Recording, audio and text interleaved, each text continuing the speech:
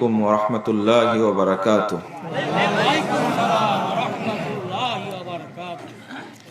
إن الحمد لله نحمده ونستعينه من يهده الله فلا مضل له ومن يضلل فلا هادي له وأشهد أن لا إله إلا الله وحده لا شريك له وأشهد أن محمدا عبده ورسوله.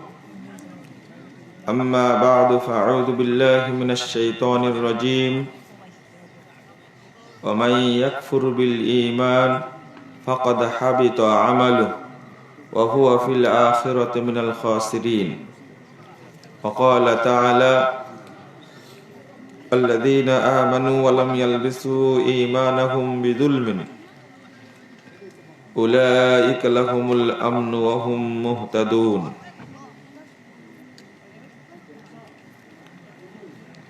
عن أبي بكر رضي الله عنه قال: قال رسول الله صلى الله عليه وسلم: إن الله لا يقبل من العمل إلا ما كان له خالصا ابتغي به وجهه.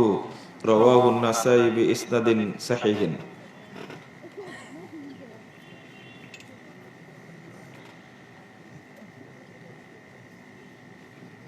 وعن أبي هريرة رضي الله عنه قال: قال رسول الله صلى الله عليه وسلم: إن الله لا ينظر إلى صوركم وأموالكم ولكن ينظر إلى قلوبكم وأعمالكم. رواه مسلم. মোহতারাম সভাপতি, উপস্থিত উলামায়ে কেরাম, অতিথিবৃন্দ, সুধীমণ্ডলী, সামনে উপবিষ্ট শ্রদ্ধেয় মুসলিম ভ্রাতৃমণ্ডলী, আমার প্রাণপ্রিয় ছাত্র ও যুবক ভাইয়েরা, পর্দার আড়ালের মা ও বোনেরা,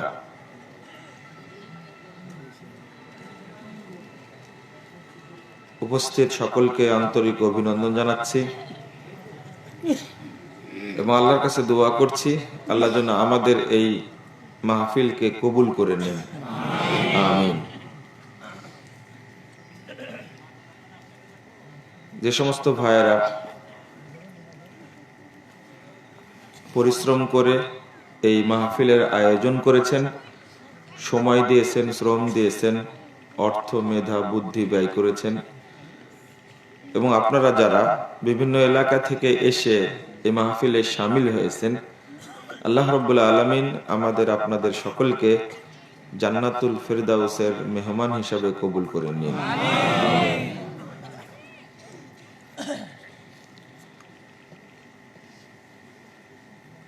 বিশুদ্ধ আকীদার গুরুত্ব বিষয়টা নিয়ে আপনাদের সামনে আলোচনা করব ইনশাআল্লাহ।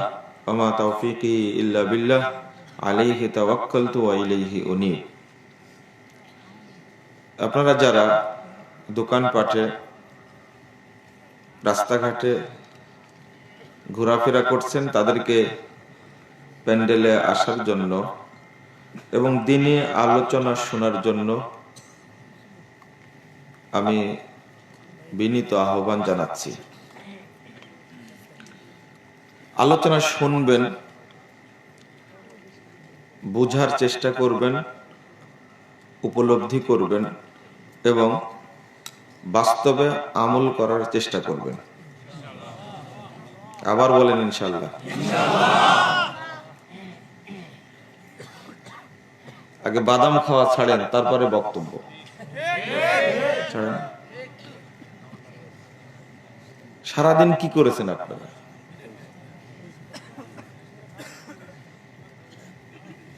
না, কেউ বাদাম মুখে দেবেন না।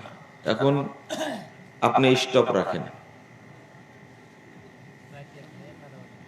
আপনাদের যে বুঝাতে পারলাম না এখন পর্যন্ত,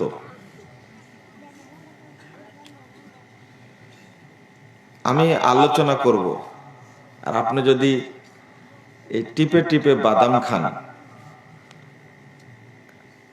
তাহলে আমার যে পরিশ্রম এটা সম্পূর্ণ বৃথা হয়ে যাবে। আপনি তো আসছেন বেড়াতে, নিঃসন্দেহে যে বাদাম কিনে নিয়ে আসছে ও এখানে বেড়াতে আসছে, কিন্তু বেড়ানো বুঝেন, ঘুরতে আসছে। আলোচনা বুঝার জন্য আসলে একটা প্রস্তুতি থাকে, আপনারা প্রস্তুতি নিয়ে আসবেন।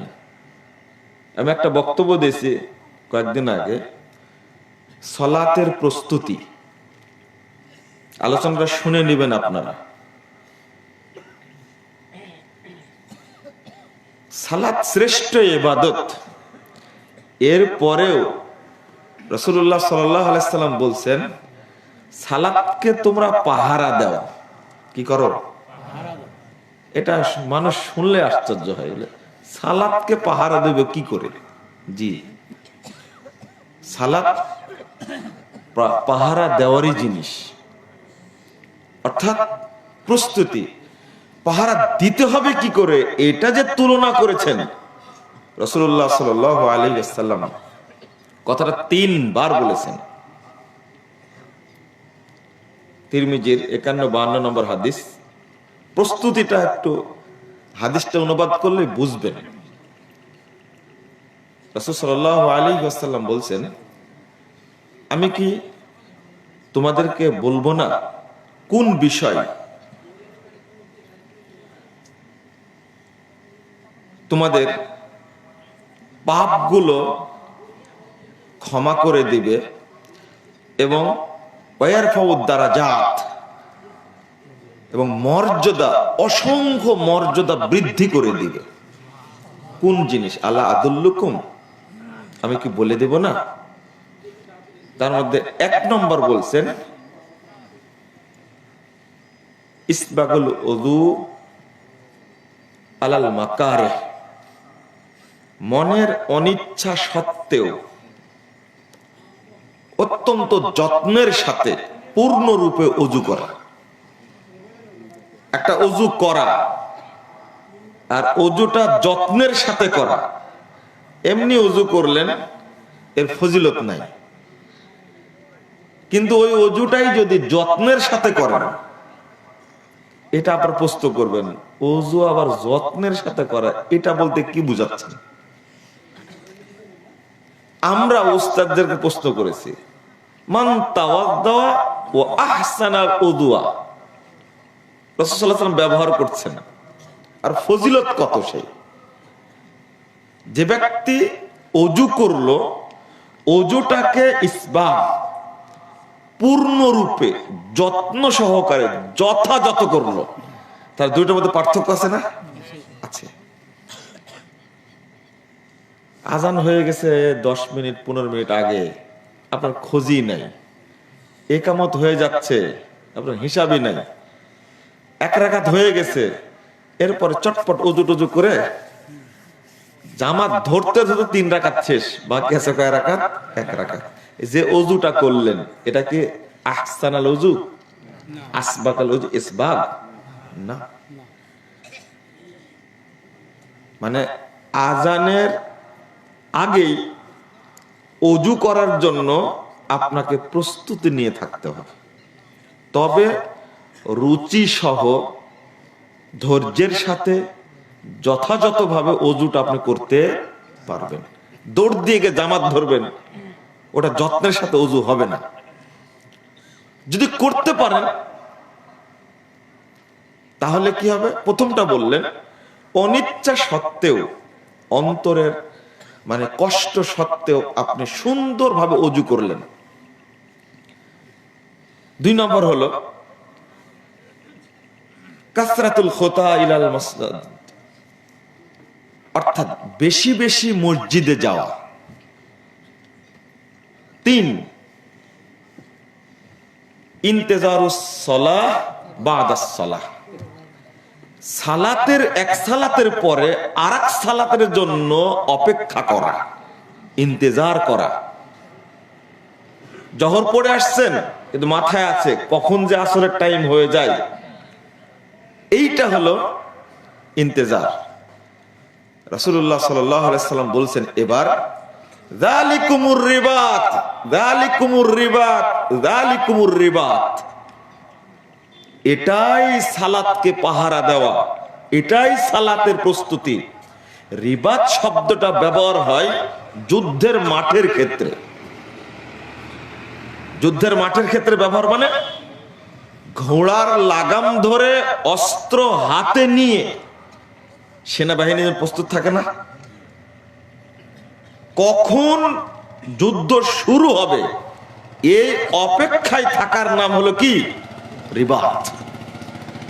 সালাতকে পাহারা দিতে বলছেন। রিবাত মানে হলো পাহারা দেওয়া। তো সালাতকে পাহারা দেওয়ার জন্য আপনাকে তিনটা জিনিস আল্লাহ রাসূল এখানে বলছেন। এক, যথাযথ ওযু করা। দুই, মসজিদে যাওয়া, তুই মসজিদে যাওয়ার জন্য প্রস্তুতি নাও। তিন, সালাত একটা হয়ে গেছে তো কি, আর একটা সালাত আসছে, যেটা হয়ে গেছে ওইটা যেটা পড়ছো সালাত, ওইটা নিয়ে চিন্তা না করে পরে যেটা আসছে ওইটা নিয়ে আগে ভাবো। ইন্তেজারুস সালাহ বাদাস সালাহ, মানে আগে পরে সালাতের কথা আসছে, সে বুঝছেন তো? ইন্তেজারুস সালাহ বাদাস সালাহ মানে পরে যে সালাত, ওই সালাতের অপেক্ষায় থাকো, যে সালাতটা এখন পড়ছো এইটাই কি? সালাতকে পাহারা দেওয়া। এই প্রস্তুতি আমাদের মধ্যে নেই। আর পাপও মাপ হয় না, মর্যাদাও বাড়ে না। না হলে মুসল্লি সালাত পড়ছে 60 বছর যাবত, এই ভণ্ডটা 60 বছর যাবত সুদও খাচ্ছে, এটা সালাতকে অপমান করে না? 50 বছর যাবত সালাত পড়ছে, মুখে দাঁড়িয়ে আছে, এই বেয়াদবটা আবার বিড়িও খায়। এত লজ্জা লাগে, মুখে দাঁড়ি রেখে মাথায় টুপি দিয়ে যারা বিড়ি খায়, এতই কষ্ট লাগে এদের চেহারা দেখলে। মানে ওই সালাত তো সালাত না, যে সালাত তার জীবনকে পরিবর্তন করতে পারেনি, ওকে আসলে সালাত পড়েছে না। আপনারা মনে রাখবেন, যে সালাত মানুষের জীবনকে পরিবর্তন করতে পারে না, ওই সালাত কিয়ামতের মাঠে কোনো উপকার করতে পারবে না। নাম কাওয়াস্তে সালাত পড়ছেন আপনি, মানুষকে দেখানোর জন্য। তো আপনি যে আলোচনা শোনার জন্য আসছেন আজকে, যে একটা আলোচনা হবে, আলোচনাটা আমি শুনবো, বুঝবো এবং আমল করব, ভিতরে এই উদ্দেশ্য আছে। তো ইনশাল্লাহ যখন আগে বলেছিলেন তখন অল্প সংখ্যক মানুষ, যখন বললাম যে ইনশাল্লাহ আবার বলেন, তখন সবাই বললেন, মানে মন থেকে বলেননি। আপনি কি জানেন ইনশাল্লাহ এই শব্দটার আলাদা একটা ক্ষমতায় আছে? কি আছে? ক্ষমতা আছে। এই বাক্যটা কার? আল্লাহর। ইনশাআল্লাহ শব্দটার নিজস্ব একটা ক্ষমতা আছে, কারণ বাক্যটা কার? আল্লাহর। এটা কালাম। ইসমাঈল আলাইহিস সালাম বলেছিলেন না, ইনশাআল্লাহু মিনাস সাবিরিন। আবার সুলাইমান আলাইহিস সালাম ইনশাআল্লাহ না বলার কারণে শাস্তি ভোগ করেননি। তাহলে ইনশাআল্লাহর একটা আলাদা প্রতিক্রিয়া আছে, প্রভাব আছে, একটা ক্ষমতা আছে। আপনি দোয়া পড়বেন, রব্বির হামহুমা কামা রব্বায়ানি সগীরা, আপনি পড়তে থাকেন। পিতার প্রতি, মাতার প্রতি, আব্বা আম্মুর প্রতি, আব্বু আম্মুর প্রতি আপনার তেমন দয়া হচ্ছে না, তো আপনি পড়তে থাকেন এমনিতেই, রব্বির হামহুমা কামা রব্বায়ানি সগীরা। এই আয়াতটার একটা নিজস্ব ক্ষমতা আছে, প্রভাব আছে, কারণ বাক্যটা কার? আল্লাহর। আপনি পড়েন, এক সময় আপনার হৃদয়ে অবশ্যই পিতা মাতার প্রতি মহব্বত তৈরি হবেই ইনশাআল্লাহ, এতে কোনো সন্দেহ নেই। কিন্তু আমি ওই আশা তো ছেড়ে দিয়েছি। আচ্ছা, আল্লাহর কাছে যদি কিছু চাইতে চান আপনি, আল্লাহকেও কিন্তু এমন ভাবে খুশি করা লাগে, দরকার হয়। যেমন ইউনূস আলাইহিস সালাম কতবার যে মাছের পেটে পড়েছেন, লা ইলাহা ইল্লা আনতা সুবহানাকা ইন্নী কুনতু মিনাজ জালিমিন। একবার পড়েছিলেন মনে হয়, তাই না? হ্যাঁ, কয়বার পড়েছেন বলেন তো দেখি? আপনারা তো একবার পড়ে মনে করেন যে আমার কাজ হয়ে গেছে। কত দিন পড়েছেন এটা স্পষ্ট পাওয়া যায় না। কেউ বলছেন 3 দিন, কেউ বলছে 40 দিন ছিলেন মাছের পেটেই। আচ্ছা, যতদিনই থাক না কেন পেটে যে ঢুকেছিলেন এটা তো ঠিক, হ্যাঁ? পেটে ঢুকে যে তাজা ছিলেন এটাও তো ঠিক। একটা লোক মাছের পেটে ঢুকে তাজা থাকা কতটা কষ্টকর। তাহলে লা ইলাহা ইল্লা আনতা সুবহানাক ইন্নী কুনতু মিনাজ জালিমিন, এইটা একজন নবী হিসাবে যিনি নিষ্পাপ, নবীগণ কি নিষ্পাপ, মাসুম, তাদের আগের পাপ পরের পাপ সব আল্লাহ অটো ক্ষমা করে দিয়েছেন। এরপরে কতবার পড়া লাগছে, আল্লাহ সন্তুষ্ট হয়েছেন, তারপরে পেট থেকে মাছ বের করেছেন। আর আপনি তো পাপের মধ্যেই ডুবে থাকছেন। কি পাপের মধ্যে? ডানে পাপ, বামে পাপ, সামনে পাপ, পিছনে পাপ, ঘুমাতে পাপ, জাগা অবস্থায় পাপ, দোকানে যা পাপ করছেন, অফিসে যা পাপ করছেন, পাপের শেষ নাই। আর আল্লাহ আপনার কথা এমনি শুনবে? তাহলে আল্লাহর কাছ থেকে কিছু পাওয়ার জন্য কাকুতি মিনতি যাকে বলে, একেবারে অন্ধকারে কেউ জানে না, তখন আল্লাহকে বলেন। আপনি আলোচনা শোনার জন্য আসছেন, একটু প্রস্তুতি নিয়ে আসবেন যে আলোচনাটা যেন আমার উপরে প্রভাব বিস্তার করে। বুঝাতে পারলাম কি? ইনশাল্লাহ ইচ্ছা করে বের হলে খুব ভালো লাগতো, জোর করে বের করে নিলাম। এর একটা কারণ আছে, যদি কাজ হয় আল্লাহ তা আপনার হৃদয়ে প্রভাব ফেলতেও পারে, তাই না? আল্লাহ রাসূল সাল্লাল্লাহু আলাইহি ওয়াসাল্লাম বলছেন, মান ক্বালা রাদিতু বিল্লাহি রাব্বা ওয়া বিল ইসলামি দীনা ওয়া বি মুহাম্মাদিন নাবিয়্যা, এই বাক্যটা যে ব্যক্তি পড়বে, ওয়াজাবাত লাহুল জান্নাহ, তার জন্য জান্নাত ওয়াজিব হয়ে যাবে। 1429 নম্বর হাদিস, আবু দাউদের মধ্যে এসেছে। এবার যদি বলতে বলি রাদিতু বিল্লাহি রাব্বা, সবাই পড়বেন, তাই না? বলেন এবার। আচ্ছা, আজকেও তো দোয়াটা কবুল হতে পারে।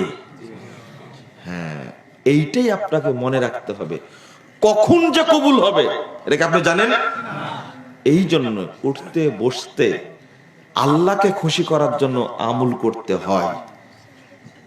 এই যে হুজুর নিয়ে এসে দোয়া করার যে সিস্টেম চালু হয়েছে, এই জন্য মানুষ আল্লাহকে স্মরণ করা ভুলে গেছে। 2, এই যে দিবস পালনের সিস্টেম আসার কারণে মুসলিমরা যারা সালাত আদায় করে মসজিদে যায়, তারা কয়েকটা দিন ইবাদত করে। একটা হলো 15 শাবানের রাত্রিতে, একটা 27 রমাজানের রাত্রিতে, আর একটা 27 রজবের রাত্রিতে, আর একটা আছে নাকি? আর কোনটা? না, ঈদ মিলাদুন নবী। হ্যাঁ ঠিক, আজকেই বলেছি, কোথায় জানেন না, গতকালকে বলেছি। এই 3টা দিন ঘটা করে ইবাদত করে। ওরা মনে করে যে না আরেকটা দিন, ওইটা মনে আসছিল না। আরেকটা দিন হলো ও যে পীরের মুরিদ, যে লোক যে পীরের মুরিদ, ওই পীরের ওরুসে অংশগ্রহণ করে, ওই দিন ইবাদত করে। এই 4টা দিন বছরে ও মানে। হিন্দুরা 12 মাসে কয় পূজা করে? 13 পূজা করে। এটা আনুষ্ঠানিকতা, এটা কি ইবাদত না। সারা রাত শবে বরাতের হালুয়া রুটি খেয়ে, বিরিয়ানি খেয়ে রাত 3টায় চলে গেছে, ফজরের নামাজ পড়েইনি। ফজরের নামাজ কি পড়েইনি, তাহলে ও তো প্রকৃত মুসল্লি না। আর শবে বরাতের নামাজটা পড়তে যায় কোথায়? মসজিদে না মাজারে? মাজারে। যত মাজার সেদিন দেখবেন গরম, পরের দিন মাজারের টাকা গুনে দেখা যায় 2 কোটি টাকা হয়ে গেছে। দানও করেছে মাজারে, সেজদাও করেছে কোথায়? মাজারে। আমার পাশে তো সচিব সাহেব বসা আছেন। তো এই সমস্ত মাজারগুলিকে যারা তাজা করে রাখে, তারা অধিকাংশই যারা বড় বড় দুর্নীতিবাজ, সারা বছর দুর্নীতি করে 50 কোটি টাকা, আর 1 কোটি টাকা উরুষের দিনে দিয়ে দেয়। এইরকম টাকাওয়ালা বড় বড় দুর্নীতিবাজ যদি 10 জন 10 কোটি টাকা দেয়, তাহলে ওই পীরের মানুষকে মুশরিক বানানোর জন্য আর কোনো অস্ত্র দরকার আছে? দরকার নেই। এই টাকা দেয় মাজারগুলোকে কি করে? জমজমাট করে। নাউজুবিল্লাহ। এটা আবার মনে করবেন না যে আপনাদের সচিব সাহেব এর সাথে জড়িত, সেটা বলছি না। কিছু আলহামদুলিল্লাহ ভালো মানুষ আছে, কিন্তু কিছু ভালো মানুষ আছে, না হলে বাংলাদেশ থাকতো না, ডুবে যেত একবার।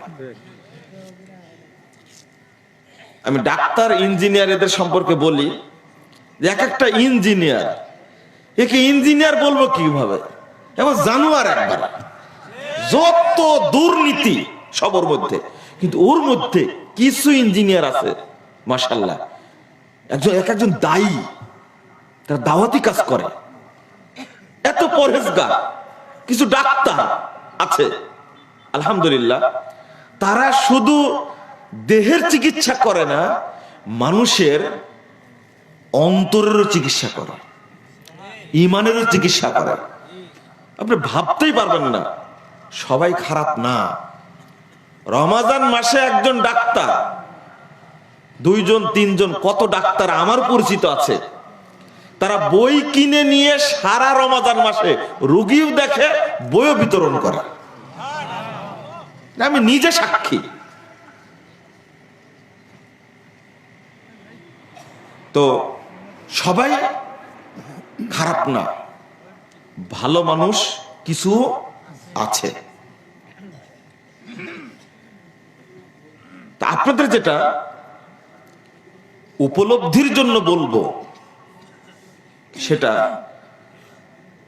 যেটা শুনবেন সেটা মেনে চলার কি চেষ্টা করবেন। হ্যাঁ, আমি একটু পরীক্ষা করার জন্য বললাম, কিন্তু তবুও সবাই ইনশাল্লাহ ভালো করে বলেন ইনশাল্লাহ। মাশাআল্লাহ। আসলে জং ধরে আছে তো, এটা ছাড়াতে একটু লাগবে, সময় লাগবে। কতদিন? ইতিমধ্যে মরেই যাবেন আপনারা। আল্লাহ রাব্বুল আলামিন বলছেন, ওমাই ইয়াকফুর বিল ঈমান ফাকাদ হাবিতা আমালুহু। সূরা আল মাইদা 5 নম্বর আয়াত। যে ব্যক্তি ঈমানের সাথে কুফরি করে, কার সাথে? ঈমানের সাথে। ঈমানের সাথে কুফরি আবার কি? ঈমান তো আছে, এর সাথে মানুষ কুফরি করে। আমি উদাহরণ দিয়ে বুঝাবো ইনশাআল্লাহ, একটু থামেন। ফাকাদ হাবিতা আমালুহু, তার আমল নষ্ট হয়ে যায়। ওয়া হুয়া ফিল আখিরাতি মিনাল খাসিরিন, আর সে পরকালে জাহান্নামীদের অন্তর্ভুক্ত, ক্ষতিগ্রস্তদের অন্তর্ভুক্ত হবে। ঈমানের সাথে একজন ব্যক্তি কুফরি করে কিভাবে? যদি কোনো ব্যক্তির ঈমান, আকীদা পরিষ্কার থাকে, আকীদা যদি স্বচ্ছ থাকে, নির্ভেজাল থাকে, শিরিক মুক্ত থাকে, ইনশাআল্লাহ ও একদিন জান্নাতে যাবেই ইনশাআল্লাহ। তবে দরকার কি? আকীদা বিশুদ্ধ হওয়া, হতেই হবে এটা। শেখ বিন বাজ রাহিমাহুল্লাহ তিনি এই আয়াতটা নিয়ে এসে একটা ছোট্ট বাক্য উল্লেখ করেছেন। এটা মুহাদ্দিসগণের কথা। ইন্নামাল আমাল ওয়াল আকওয়াল লা তাসিহু ওয়ালা তাকবুল। আমল সমূহ এবং কথা আমরা যে কথাগুলো বললে আল্লাহর কাছে চাই, কথা বলে চাই না, যে দোয়াগুলো করি, এই সমস্ত জিনিস তখনই আল্লাহর কাছে সহি হবে এবং গ্রহণযোগ্য হবে, তাসিহু ওয়া তাকবাল, এবং গ্রহণযোগ্য হবে, কবুল হবে, ইদা সাদারাত আন আকীদাতিন সাহিহা, যখন সহি আকীদার মাধ্যমে বেরিয়ে আসবে তখন কি হবে? কবুল হবে। ওয়া ইদা সাদারাত আন আকীদাতিন গায়রা সাহিহা বাতালা মা ইয়াতাফাররাউ আনহা, যদি আকীদা বিশুদ্ধ না হয় তাহলে তার থেকে যা কিছু বের হবে সবগুলো কি হয়ে যাবে? বাতালা। বাতিল মানে কি? নষ্ট হয়ে যাবে, বাতিল বলে গণ্য হবে। তাহলে আকীদা শুদ্ধ না করে আপনি যত আমলি করেন না কেন আল্লাহর দরবারে একটাও যাবে না। আকীদা শুদ্ধ হওয়া জরুরি। দলিল কি বলেন তো দেখি? আপনাদের জানা আছে সবার, কিন্তু এখন বলতে পারবেন না। আকীদা শুদ্ধ না হলে যে কোনো আমল কবুল হবে না আপনাদের সবারই হয়তো জানা আছে, দুই একজন বাদ দিয়ে দলিলটা, কিন্তু সেট করতে পারবেন না। আমি অর্ধেক বললে বাকি আপনি অর্ধেক এমনি বলবেন। হ্যাঁ হ্যাঁ, এই যে জানা আছে কিন্তু সবার, কিন্তু ওই হাদিসের গুরুত্বটা আমার উপলব্ধিতে নাই। আপনি বলবেন যে এত সহজ জিনিস। সহিহ বুখারীর প্রথম হাদিস এবার মনে পড়ছে, মিশকাতের প্রথম হাদিস কি বলেন? এই যে বললাম মুখস্থ আছে আপনাদের, কিন্তু সেট করতে পারলেন না। এটাই দলিল। ইন্নামাল আমাল, যারা আরবি বুঝেন, ইন্নামা এটা হলো মায়ে কাফা, মানে বাক্যটা এত শক্ত করে বলা হয়েছে। আল আমাল এটা হলো বহু বচন, যাবতীয় আমল নির্ভরশীল কিসের উপরে? নিয়াতের উপরে, অর্থাৎ আকীদার উপরে। আপনার আকীদা যদি পরিষ্কার, স্বচ্ছ, বিশুদ্ধ হয় তাহলে আমল কবুল হবে, আর যদি বিশুদ্ধ না হয় কবুল হবে না। নিয়াত অর্থ কি? সংকল্প করা, আপনারা বলবেন, কিন্তু আমি আরেকটু খুলে বলি। নিয়াত শব্দটার জন্ম হয়েছে নুন ওয়াও ইয়া, কয়টা অক্ষর? নুন ওয়াও ইয়া। এটা হলো নাওয়া। আর নাওয়া মানে কি? বিচি। বিচি বুঝেন? কিসের বিচি? কাঁঠালের বিচি না আঠি বলেন? খেজুরের আঠি, কাঁঠালের বিচি, আর তেতল খাওয়ার পর ফেলে দেন, এটা কি? বিচি। ওটাকে তো বিচি বলেন। এই নাওয়া শব্দের অর্থ হলো বিচি। দোকানে কিনতে গেলে ও নাম হয়ে যায় বীজ। জিনিসটা সব মিলে কি? একই। আঠি, বিচি, বীজ, এইটা নাওয়া। এই নিয়াত শব্দটার জন্ম হয়েছে নুন ওয়াও ইয়া থেকে, নাওয়া। অর্থাৎ যে বীজ আপনার অন্তরে আপনি প্রথিত করবেন, পুঁতে রাখবেন, গাছ কিন্তু তারই হবে। আপনাদের দেশে এই নারিকেল লাগায়া, নারিকেল পুঁতে ওখান থেকে সুপারির গাছ হয়েছে কারণ? একজনের হয়নি, ভুলেও হয়নি। সুপারি আর নারিকেল তো পাশাপাশি, তাও হয় কি না।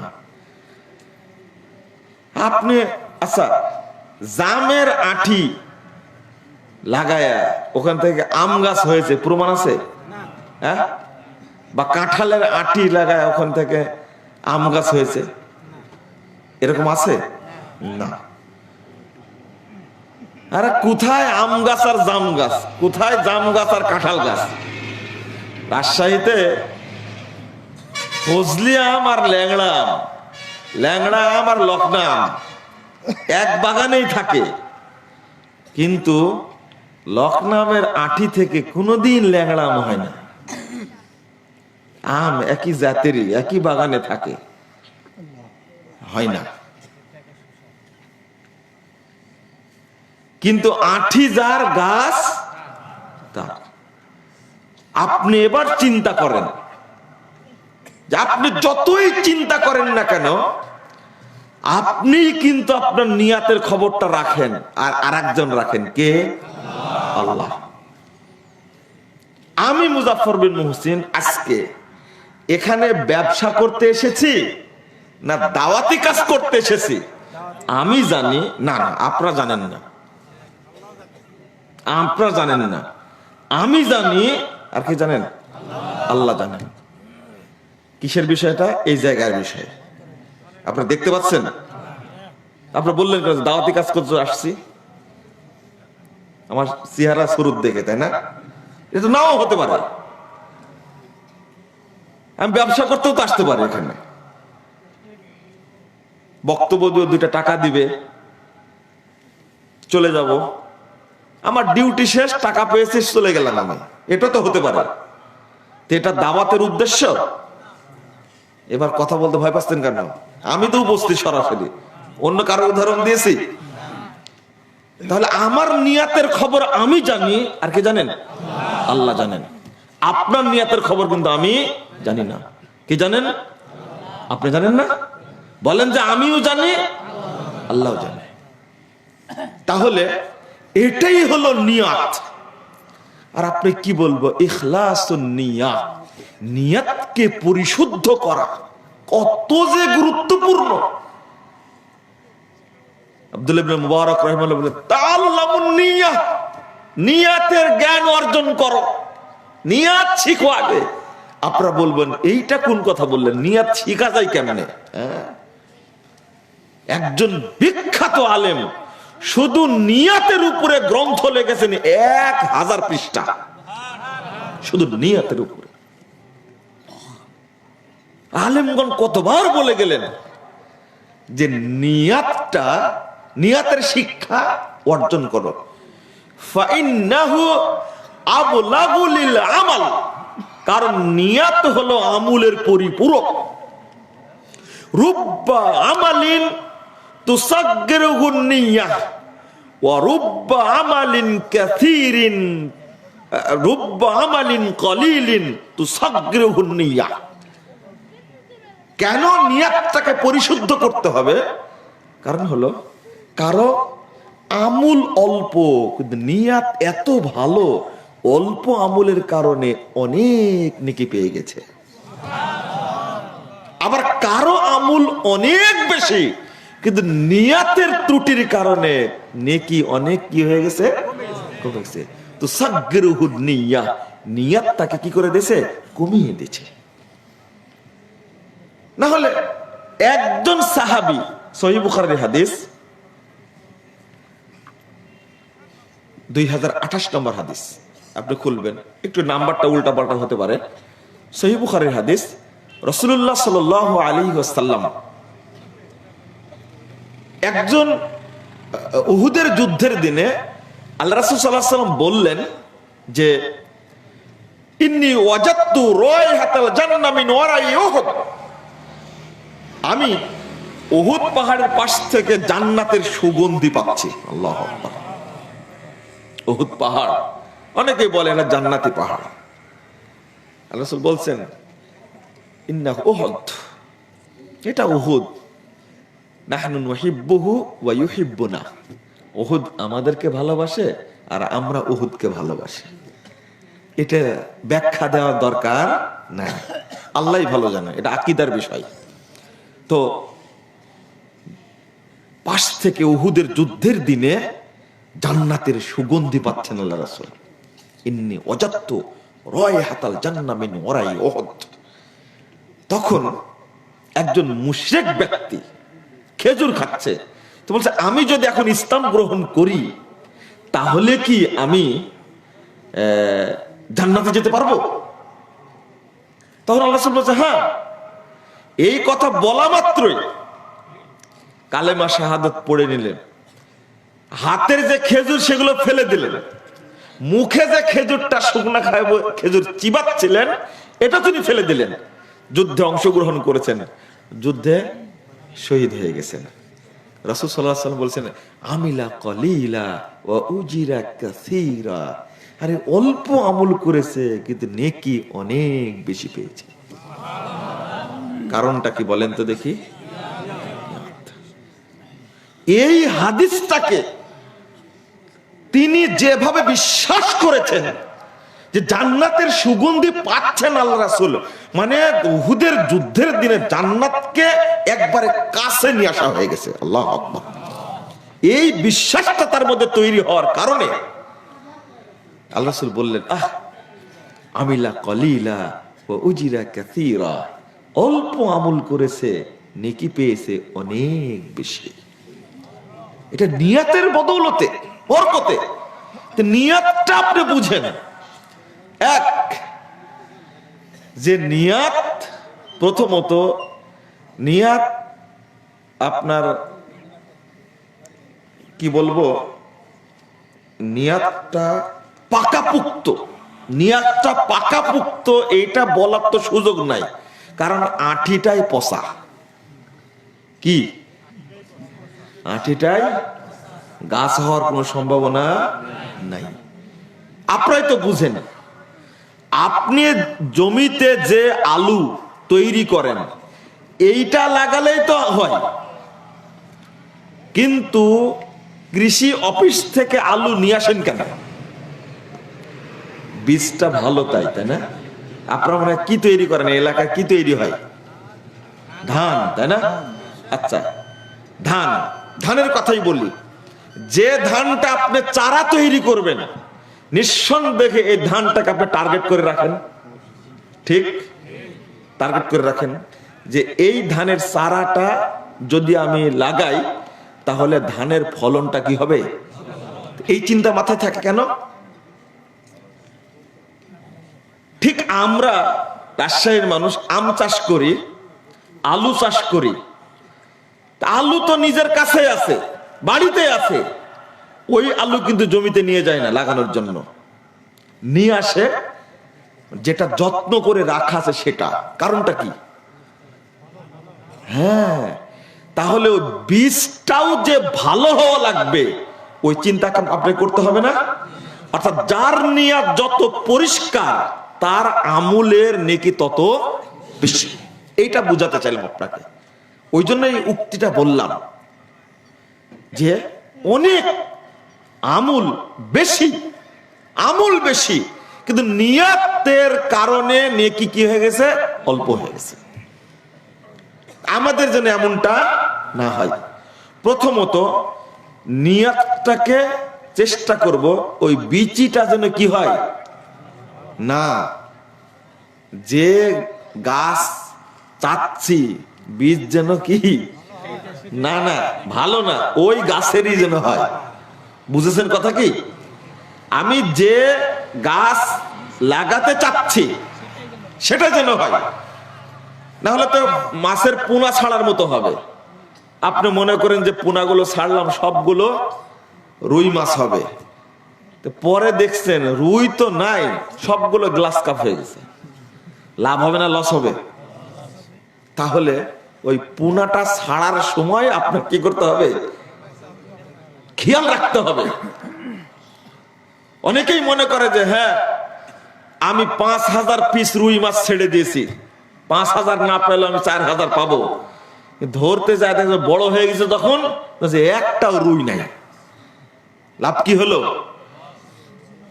তাহলে আপনার বীজটা আগে নির্ধারণ করতে হবে। 2, বীজটাকে পরিচর্যা করতে হবে, বীজটা সবল না কি দুর্বল। কথা বোঝা গেছে? বীজটা যত সবল হবে কি গাছটা তত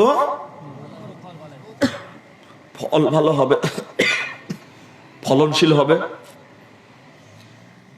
আপনারা তো খেজুরের গাছ তৈরি করেন কি দিয়ে বলেন? কি দিয়ে? আঠি দিয়ে, তাই না? এই আঠিতে তো খেজুর হয় না, হয় কি যেগুলো খান না আপনারা, তাই না? আগে খেত, আমাদের সময় দেখছি খেত। কিন্তু সৌদি আরবে যারা থাকে তারাই উত্তর দিক, ওরা খেজুর গাছ তৈরি করে কি দিয়ে? আঠি দিয়ে তৈরি করে না। কলার গাছ আছে না, কলার গাছ আছে, ছোট ছোট গাছ হয় না, খেজুর গাছের সাথে এই ছোট ছোট গাছ হয়, এই গাছ দিয়ে তারা খেজুর তৈরি করে। কথাটা বলছি এই জন্য, যদি ফজলি আমের আঠি দিয়ে গাছ তৈরি করেন আপনি, তাহলে যত ফল হবে ফজলি আমের ডাল থেকে কলম লাগিয়ে যে গাছটা হবে ওই গাছে ফলন বেশি হবে। কথা বুঝাতে পারলাম? এত উদাহরণ দেওয়া লাগে না। আপনারা কৃষক মানুষ, চাষি মানুষ, আপনারা এটা বুঝার পরেও এত বলা লাগে। অর্থাৎ আপনার নিয়তটা যেন কি হয়, সবল হয়। মনে থাকবে? আচ্ছা, শিরিক তো থাকবেই না, বেদাত তো থাকবেই না, তাগুত তো থাকবেই না, বরং আপনার নিয়তটা ভিতরে থাকলেও, শিরিক মুক্ত থাকলেও নিয়তটাকে কি করা লাগবে? পুক্ত করা লাগবে, পাকা করা লাগবে, সবল করা লাগবে। বুঝতে পেরেছি?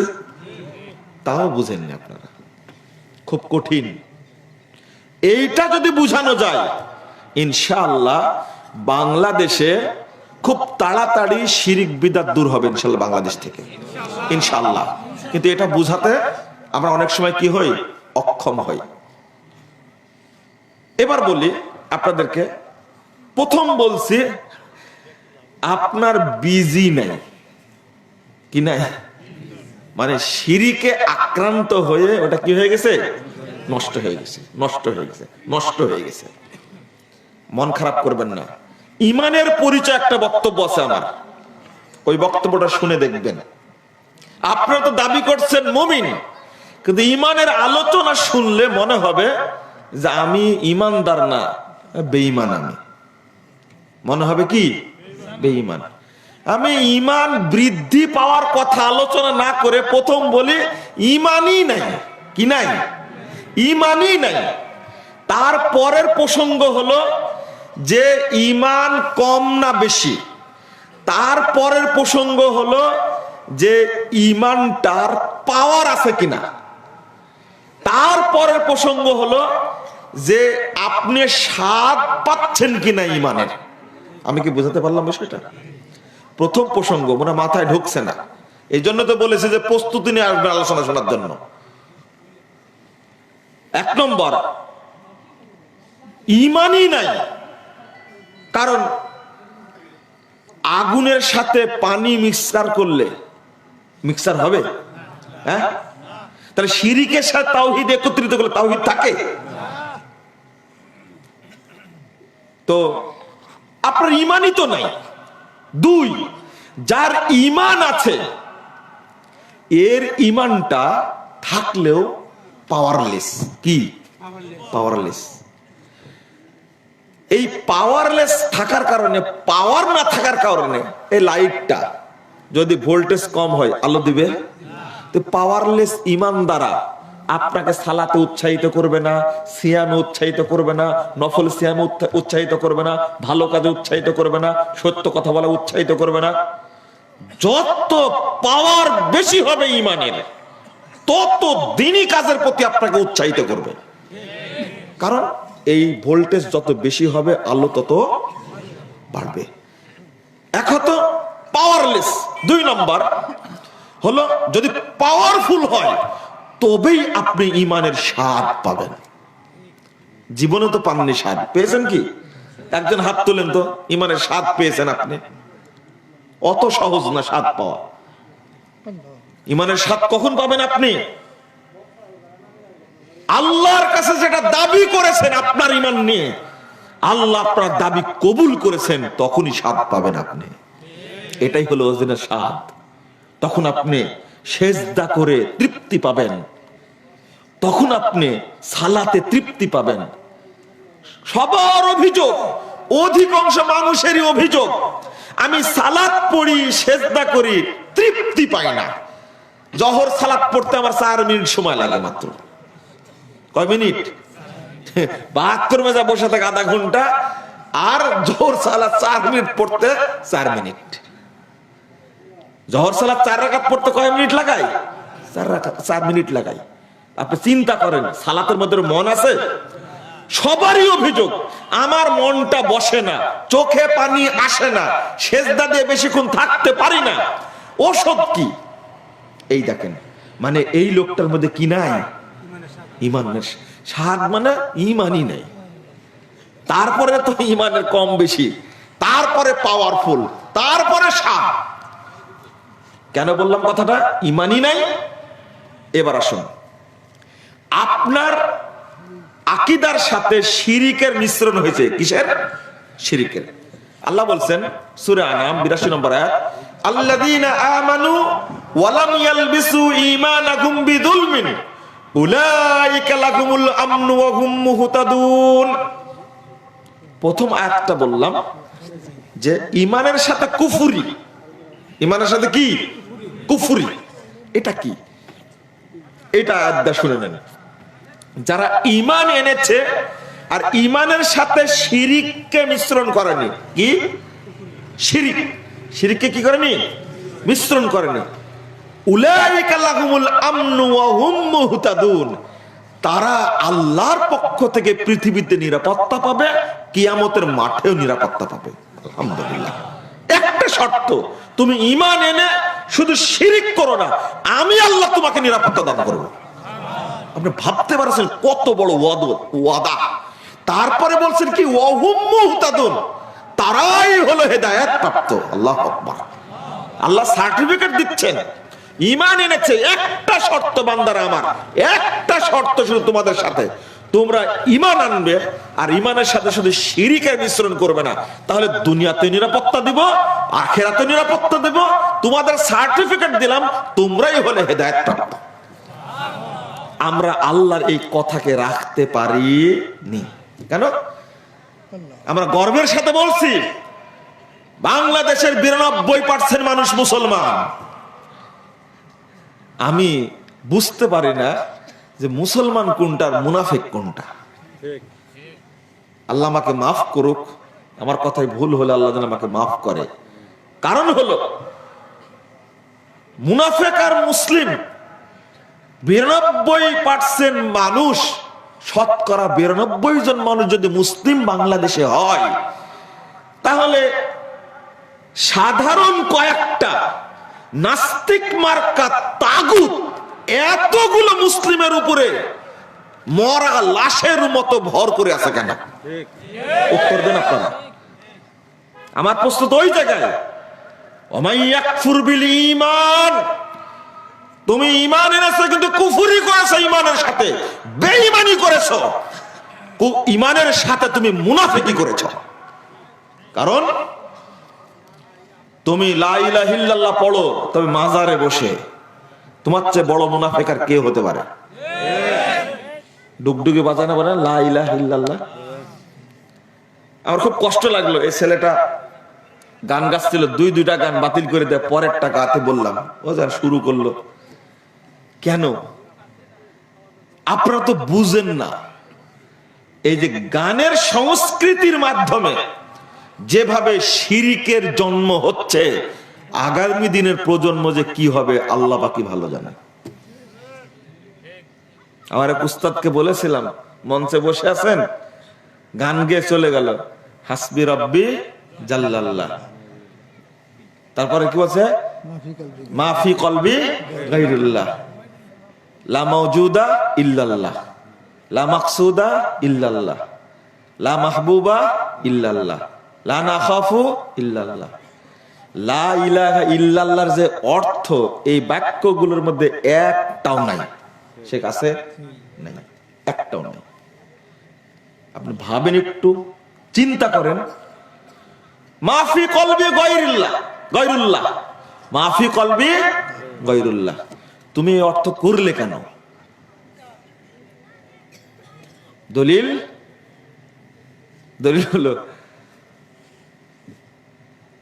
কলবুল মুমিন আরশুল্লাহ, মুমিনের হৃদয় হলো আল্লাহর আরশ।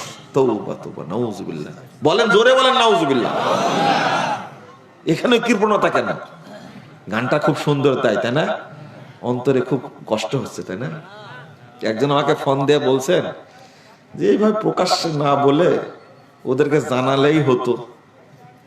আমি বললাম যে কত যে শিরিকি গান তাদের আছে যারা তৈরি করেছে, কয়টা সংশোধন করবেন?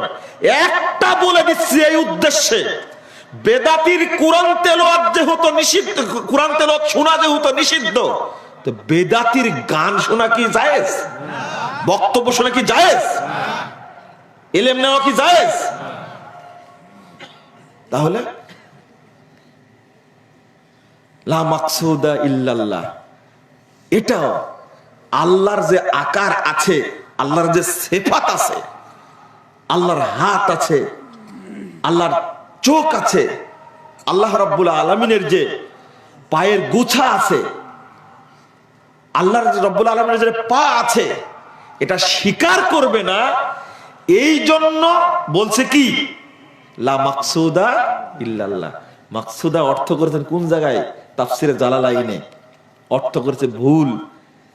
আল্লাহ বলেছেন ইস্তাওয়াল আরশ, অর্থাৎ সূরা বাকারা 29 নম্বর আয়াতে ইস্তাওয়া শব্দের অর্থ কসাদা বি, তিনি ইচ্ছা করলেন, অথচ অর্থ হবে আরশের উপরে তিনি সমুন্নত হলেন, সুউচ্চ হলেন। কিন্তু এই তাফসিরে জালালাইনের লেখকের আকীদা কি খারাপ, আর ওইটাই বাংলাদেশে পড়ানো হয়। এই জন্য অর্থ হচ্ছে লা মাকসুদা ইল্লাল্লাহ, লা মাওজুদা ইল্লাল্লাহ, আল্লাহ ছাড়া কেউ মওজুদ নাই। তওবা তওবা, মানে আল্লাহ সব জায়গায় কি ওজুদ বিরাজমান, নাউজুবিল্লাহ।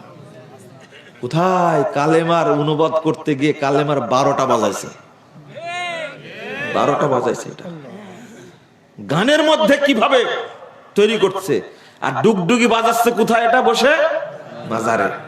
কাঁচা মুনাফেক না, নগদ টাটকা একবার তাজা মুনাফেক। একবার তুমি মুসলমানের বাচ্চা, তুমি মাজারেও সেজদা করো, মসজিদেও সেজদা করো, তোমার মতো বড় মুনাফেক কে আছে? আর আবু জাহাল কখনো আল্লাহকে সেজদা করেনি, ও মূর্তিকে সেজদা করেছে। তুমি আবু জাহালের চাও খারাপ, তুমি মুশরিকের চাও খারাপ। তুমি আল্লাহর সাথে মশকরা করো, তুমি মাজারেও দান করো, মসজিদে দান করো, তুমি মক্কাতেও যাও, মন্দিরেও যাও, তোমার লজ্জা শরম কিচ্ছু নাই। তুমি তো বড় মুনাফিক, খাঁটি মুনাফিক। তুমি, তোমাকে আল্লাহ মুশরিক বলেছেন।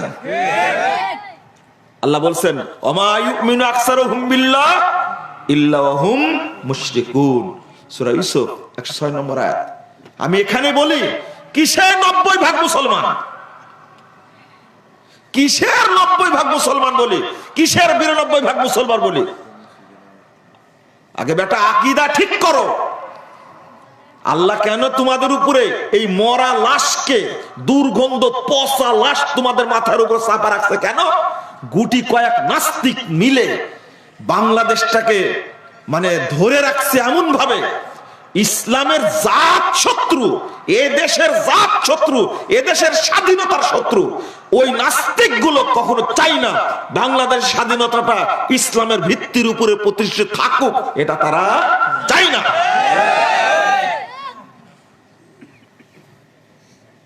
দেশের সন্তান আমরাও তো, মনে রেখো, কথা বক্তব্য বুঝার চেষ্টা করো। আলহামদুলিল্লাহ আহলে হাদিসরা রাসূল সাল্লাল্লাহু আলাইহি ওয়াসাল্লামের যুগ থেকে কোনদিন কারো চামচাগিরি করে নাই, এখনো করে না, কিয়ামত পর্যন্ত করবে না ইনশাআল্লাহ। তারা চাই সমাজের সংস্কার। তুমি যেখানেই থাকো না কেন, পার্থক্য অনেক। সংশোধনের উপদেশ দেই। মুহাম্মদ সাল্লাল্লাহু আলাইহি সাল্লাম যেমন বলেছিলেন যে চাচা, রাজত্ব আমার দরকার নাই, তুমি সংশোধন হও, তুমি ইসলাম গ্রহণ করো, তুমি রাজত্ব চালাও। ইব্রাহিম আলাইহিস সালাম বলেছিলেন নমরুদের কাছে দাওয়াত দিয়ে যে আমরা নেতৃত্ব চাইনি, সংশোধন চাই, তুমি রাষ্ট্র ক্ষমতায় থাকো, কিন্তু আল্লাহর তাওহীদ অনুযায়ী রাষ্ট্র পরিচালনা করো। এইটা হলো আহলে হাদিসদের দাবি। মুসা আলাইহিস সালাতু ওয়াস সালাম তার যদি গদি দখল করার উদ্দেশ্য থাকতো, ফেরাউন ডুবে মরার পরে মূসা আলাইহিস সালাম গদিতে বসতেন। কিন্তু মূসা আলাইহিস সালামের উদ্দেশ্য কি তাই? তার সাথে 40,000 লোক আছে, তাদের সংশোধন করাটাই কি আসল উদ্দেশ্য। আমরা চাই আপনি যেখানে অবস্থান করুন না কেন, আপনি যে পর্যায়ে দায়িত্বশীল হন না কেন, সেখানে বসে নিজে সংশোধন হন আর আপনার সেক্টরকে সংশোধন করুন। ওকে আলহামদুলিল্লাহ দরকার নাই। আমি বলছি 92% মুসলিম একদিকে ধর্মের নামে চলছে মাজার পূজা, কবর পূজা, মূর্তি পূজা, ভাস্কর্য পূজা, আর খানকা পূজা চলছে, মাছ পূজা, গাছ পূজা, পাথর পূজা চলছে না? ধর্মের নামে এগুলো চলছে। আর রাজনৈতিক নামে চলছে কি? তাগুতের পূজা চলছে না?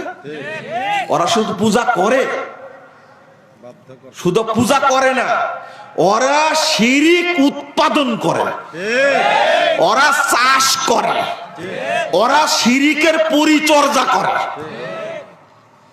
তাহলে এবার সংখ্যা দেখুন তো আল্লাহর সাথে মিলল কিনা কথা। আল্লাহ বলছেন যারা ঈমান এনেছে তারা অধিকাংশই কি? মুশরিক। এ দোষ কি আমার? দোষ কার?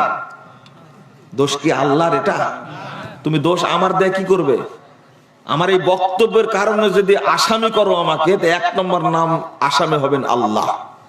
কারণ আমি বলেছি কি আল্লাহর কালাম। কার কালাম? আল্লাহর কালাম। এখানেই পার্থক্য করুন। হ্যাঁ, অনেকে মাজার পূজা, কবর পূজা, খানকা পূজা করে না, মূর্তি পূজা, ছবি পূজা করে না, তবে ও কিন্তু তাগুতের পূজা থেকে এখনো বের হতে পারে না। তাগুত কি? প্রশ্ন করবেন তাগুত কি? তাহলে বলেন। তাগুত শব্দের অর্থ হলো আল্লাহদ্রোহী, বিদ্রোহী, শয়তান। এটা বুঝে কি বুঝলেন আপনি? তাগুত মানে আপনি 2টা অর্থ বুঝেন এখন। কয়টা অর্থ? 2টা। আল্লাহ তুমি কবুল করো, আমিন। আমি বোঝানোর চেষ্টা করছি, বুঝেন একটু। 1, কোরআন এবং সুন্নাহর বর্ণিত আইন ছাড়া মানব রচিত, প্রতিষ্ঠানের রচিত, কারো কোনো গোত্র জাতির রচিত যে আইন আছে সেগুলো কি? সংজ্ঞাটা মনে থাকবে আপনাদের? কি বুঝলেন? আল্লাহর আইন অর্থাৎ কোরআন সুন্নাহয় বর্ণিত আইনের বিরোধী যত মানব রচিত বিধান বা থিওরি আছে সেগুলো কি? তাগুত। মনে থাকবে? 2, এইটা আপনি বুঝেন। আগে বুঝেন ভাই, আগে বুঝেন, তারপরে দাওয়াত দিন, তারপরে আমল করেন। কথা কি বুঝতে পারছেন? আগে বুঝেন তো। 2 নম্বর, যারা এই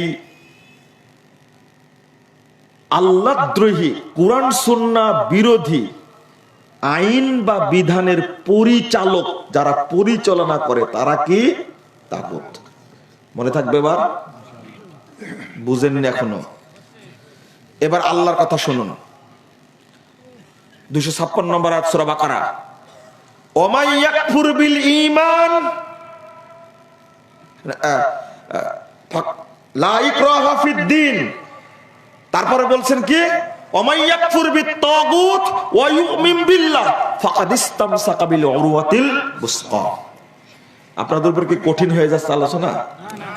একটু সহজ করে বলার চেষ্টা করছি, কঠিন একটু শুনেন, আর আরেকদিন আবার শুনবেন, ইনশাআল্লাহ তখন সহজ হয়ে যাবে। আগে আকীদার বক্তব্য দিলে মানুষ বলতো যে আকিকা। কি বুঝছো? আকিকা বাস্তবিক। হ্যাঁ, আমি জুমার খুতবা দিছি আকীদার উপরে। আমি মসজিদের ভিতরে আছি, জানলার পাশে বসে কথা বলছি, তো মানুষ যাচ্ছে আর বলছে যে কি ওয়াজ করলো। আগে শুনেছি আকিকা দিতে হয় 7 দিনে, ছাগল 1টা বা 2টা দিতে হয়, ছেলে হলে 2টা, মেয়ে হলো 1টা, মাথা চুল কামাতে হয়। এতক্ষণ যাবত বক্তব্য দিল, এইগুলো তো একটাও বললো না। মানে পুরো বক্তব্যটা বুঝেছে কি আকিকা। কি বুঝেছে? আসলে কি বিষয়ে বক্তব্য দিছি?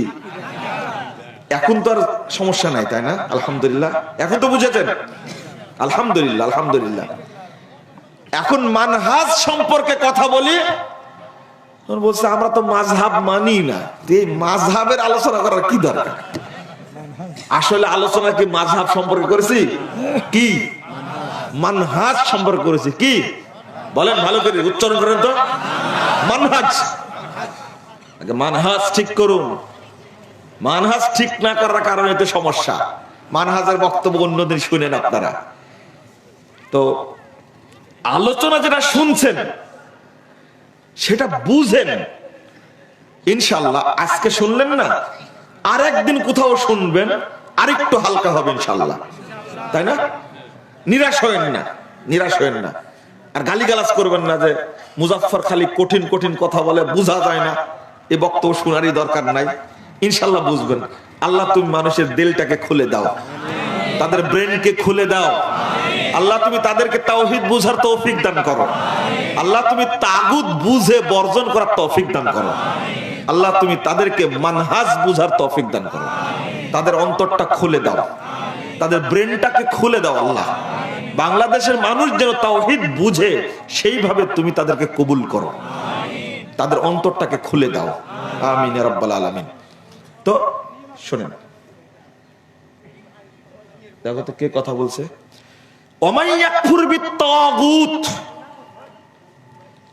যে ব্যক্তি তাগুতের সাথে কি করবে? কুফরি করবে। আগে বললেন ওয়ামাইয়াকফুর বিল ঈমান, যে ঈমানের সাথে কি করবে? কুফরি করবে। আর এখানে আল্লাহ বলছেন ওয়ামাইয়াকফুর বিত তাগুত, যে ব্যক্তি তাগুতের সাথে কুফরি করবে। মানে আল্লাহ আপনাকে আগে কাফের হতে বলছেন। কি বলছেন? কাফের। ভুল বুঝবেন না কিন্তু, আমার ভ্রান্ত আকীদা বরং সঠিক আকীদা একটা বই আছে, এই বইটার মধ্যে অনুবাদটা এইভাবেই করেছি। বলেছি যে আগে আল্লাহ কি বলছেন? কাফের হও। কি বলছেন? আগে কাফের হও, তারপর ওয়ায়ুমিন বিল্লাহ, কাফের হওয়ার পরে বলছেন এবার ঈমান আনো। এবার কি? ঈমান আনো। যদি আনতে পারো ফাকাদ ইসতামসাকা বিল উরওয়াতিল বুসকা, তখনই কেবল ওই ব্যক্তি আল্লাহ প্রদত্ত হেদায়েতের শক্ত হাতলকে আঁকড়ে ধরতে পারবে। তার আগে আল্লাহ দিবেন না। লাং ফিসমালাহা, যে হেদায়েত কখনো বিচ্ছিন্ন হবার নয়। আলোচনা কি বুঝতে পেরেছেন? আবার আসুন, কাফের হতে বললেন কেন? উল্টা বুঝবেন না। আগে কি? লা ইলাহা, তারপরে কি? আগে কি? লা ইলাহা, তাই না? তারপরে কি? ইল্লাল্লাহ। লা ইলাহা। যত ইলাহ, যত মাবুদ, যত রকমের মানে কি বলবো মতবাদ, ইজম, তরিকা, থিওরি যা আছে সবগুলোকে কি আগে করতে হবে? নাকচ করতে হবে, বর্জন করতে হবে। লা ইলাহা। ওয়ামাইয়াকফুর বিত তাগুত, আর এইগুলোই কি আসলে কি? তাগুত। এই তাগুতকে অস্বীকার করে আগে কি হতে হবে? কাফের হতে হবে। আল্লাহ আপনাকে কাফের হতে বলছেন। কি বলছেন? কেন? একটু বুঝায় বলি। ইহুদিদের ধর্ম, খ্রিস্টানদের ধর্ম মানা যাবে? মানা যাবে না। আচ্ছা, ইহুদি খ্রিস্টানরা মুসলিম না কাফের? সন্দেহ আছে? জোরে বলছেন না কেন? ইহুদি খ্রিস্টানরা মুসলিম না কাফের? সন্দেহ আছে? একটু যদি কারোর ভিতরে সন্দেহ থাকে, ও কাফের। এটা হলো ঈমান ভঙ্গের আকীদা, ইসলাম ভঙ্গের কি একটা সূত্র। যদি কেউ কাফের হওয়ার পরে আপনি যদি কাফের না বলেন, কাফের মনে না করেন, তাহলে আপনিও কি? কাফের। কাদিয়ানীরা কি? সন্দেহ আছে? সন্দেহ আছে? একটু যদি কারো সন্দেহ থাকে তাহলে ও কি? এতে কোনো সন্দেহ নাই। তাহলে ইহুদি খ্রিস্টানরা কি? কাফের। কেন কাফের? তারা কুরআন মানে না, নবী মানে না, ইসলাম যে দিন এরা তারা মানে না, তাই তারা কি কাফের। সন্দেহ আছে?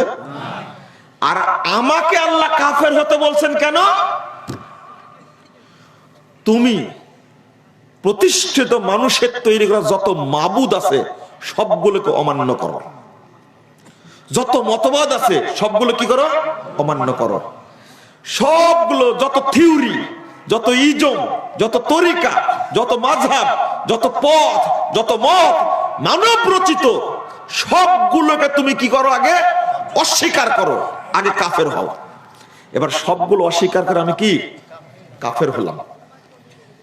আমার অন্তরটা এখন সমস্ত আবর্জনা থেকে পরিষ্কার। ওয়ায়ুমিন বিল্লাহ, ওই জায়গাতে স্থান দিলাম ইল্লাল্লাহ, একমাত্র কাকে? আল্লাহ। এখন আমি কি মুমিন, মুসলিম। এখন এবার বোঝা গেছে? তাহলে কথাটা কত কড়া। সারা বাংলাদেশের বন্ধুদেরকে, ভাইদেরকে, মুসলিমদেরকে বলি, আল্লাহর ওয়াস্তে অন্তত তাগুতকে বর্জন করে একটু মুসলিম হওয়ার চেষ্টা করুন। কারণ তাওহীদ আর তাগুত কখনো একসঙ্গে থাকতে পারে না। যদি থাকে আপনি হেদায়েত পাবেন না। এটা আল্লাহর কালাম, ফাজলামি। আল্লাহর কালামের সাথে বিদ্রাঙ্গ লাগবে ফাজলামি। তুমি জুমার দিন জুমার সালাত পড়লে মুসলমান মনে করো নিজেকে? তুমি ইসলামের দুশমন। টুপিটা তোমার সাইনবোর্ড, জায়নামাজটা তোমার সাইনবোর্ড, একবার প্রথম কাতারে গিয়ে হাজির। কিন্তু মসজিদ থেকে বের হয়ে যত অকর্ম, আকাম, কুকাম, নষ্টামি, জেনা, ব্যভিচার, হারাম খাওয়া, যত কুকর্ম সব করে। এই মুসলিম না মুনাফিক? তাহলে কি হলো? আপনি যে গর্বের সাথে বলছেন 92% মুসলমানের দেশ, এটা খুব 92%। ওদের অনেক সময় কাফের মুশরিকদের চেয়েও খারাপ। এটা কি খেয়াল করেছেন? এই তাগুতের আলোচনাটা আগে জাতিকে বুঝার জন্য বলছি। বর্জন করুন। ঘরে বসে থাকলে কি সমস্যা? কি বুঝেন না আমার কথা? ঘরে বসে থাকলে কি সমস্যা? তাহলে আমি তাওহীদকে ধরে রাখার জন্য মুখ বন্ধ রাখবো, ঘরে বসে থাকবো, তবুও তাওহীদ নিয়ে মরতে চাই, তাগুতকে স্বীকার করতে চাই না। সারা দেশের মানুষকে বলছি আমি, কেন তাগুতকে মেনে নিব না? কারণ আল্লাহ শর্ত করছেন, শার্ত তার মাশরুত। টিউবওয়েল নাই, পানি নিতে যা পানি পাবেন আপনি? নদী নাই, পানি নিতে পানি পাবেন না। তাহলে আগে পানি আছে এটা আপনাকে জানতে হবে, তারপরে কলস নিয়ে যেতে হবে নাকি? হ্যাঁ, টিউবওয়েল আছে তারপরে তো যাবেন সেখানে। ঠিক আল্লাহ শর্ত করছেন, আরে আপনি এসএসসি পাস করেননি, কি এসএসসি পাস করেননি, আপনি ভর্তি হতে পারবেন অনার্সে? আশ্চর্য। আপনি দাখিল পাস করেননি, আলেমে ভর্তি হতে পারবেন? আল্লাহকে শর্ত করছেন, ওয়াবাইয়াকফুর বিত্তাগুত, যে তাগুতকে অস্বীকার করবে, ওয়ায়ুমিন বিল্লাহ, অস্বীকার করে আল্লাহর প্রতি ঈমান আনবে। তারপরে আল্লাহ বলছেন, ফা দিয়ে বলছেন, এ ফা জাযায়া, ফা জাযা, শর্তের জাযা বলছেন, ফাকাদ ইসতামসাকা বিল উরওয়াতিল উসকা, অর্থাৎ প্রতিদানটা পাবে তখনই। এটা শর্ত করেছেন যে তখনই তুমি আল্লাহ প্রদত্ত শক্ত হেদায়েতের হাতলকে ধরতে পারবা। আলহামদুলিল্লাহ। আল্লাহ বলছেন 17 নম্বর আয়াত সূরা জুমার, ওয়াল্লাযীনা ইসতানাবুত তাগুত আন ইয়াবুদুহা। কি চমৎকার আয়াত। আল্লাহ বলছেন, আল্লাযীনা ইসতানাবুত তাগুত আন ইয়াবুদুহা, যারা তাগুতকে বর্জন করবে, এই মর্মে যে তাগুতের কোনদিন ইবাদত অনুসরণ করব না, এই মর্মে যদি কেউ প্রতিজ্ঞাবদ্ধ হয়, আল্লাহু আকবার। আল্লাহ বলছেন, আল্লাযীনা ইসতানাবুত তাগুত, যারা তাগুতকে বর্জন করবে, কোন শর্তে? আইয়াবুদুহা, তাগুতের কোনদিন অনুসরণ করবে না, ইবাদত করবে না। ওয়া আনাবু ইলাল্লাহ, এবং আল্লাহমুখী হবে, সব একই কথা, লা ইলাহা ইল্লাল্লাহ। দেখেন, আগে বর্জন, তারপরে কি? ইল্লাল্লাহ। এরপরে আল্লাহ বলছেন লাহুমুল বুশরা, তাদের জন্য জান্নাতের সুসংবাদ।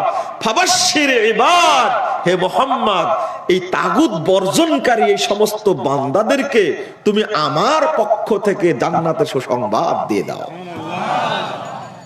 ওখানে আল্লাহ বললেন শুধু শিরিক বর্জন করো, তোমাদের জন্য কিয়ামতের মাঠে দুনিয়াতে নিরাপত্তা রয়েছে। আর আল্লাহ এখানে বলছেন তাগুত বর্জন করো, তার ইবাদত করো না, আমার দিকে অভিমুখ অনুগামী হও। আল্লাহ বলছেন লাহুমুল বুশরা, হে মুহাম্মদ তুমি জানা দাও তাদের জন্য জান্নাতের সুসংবাদ রয়েছে। ফাবাশশির ইবাদ, আমার বান্দা। এবার কি আল্লাহ নিজে আদরের মতো কি চমৎকার বলছেন, আমার বান্দাদেরকে।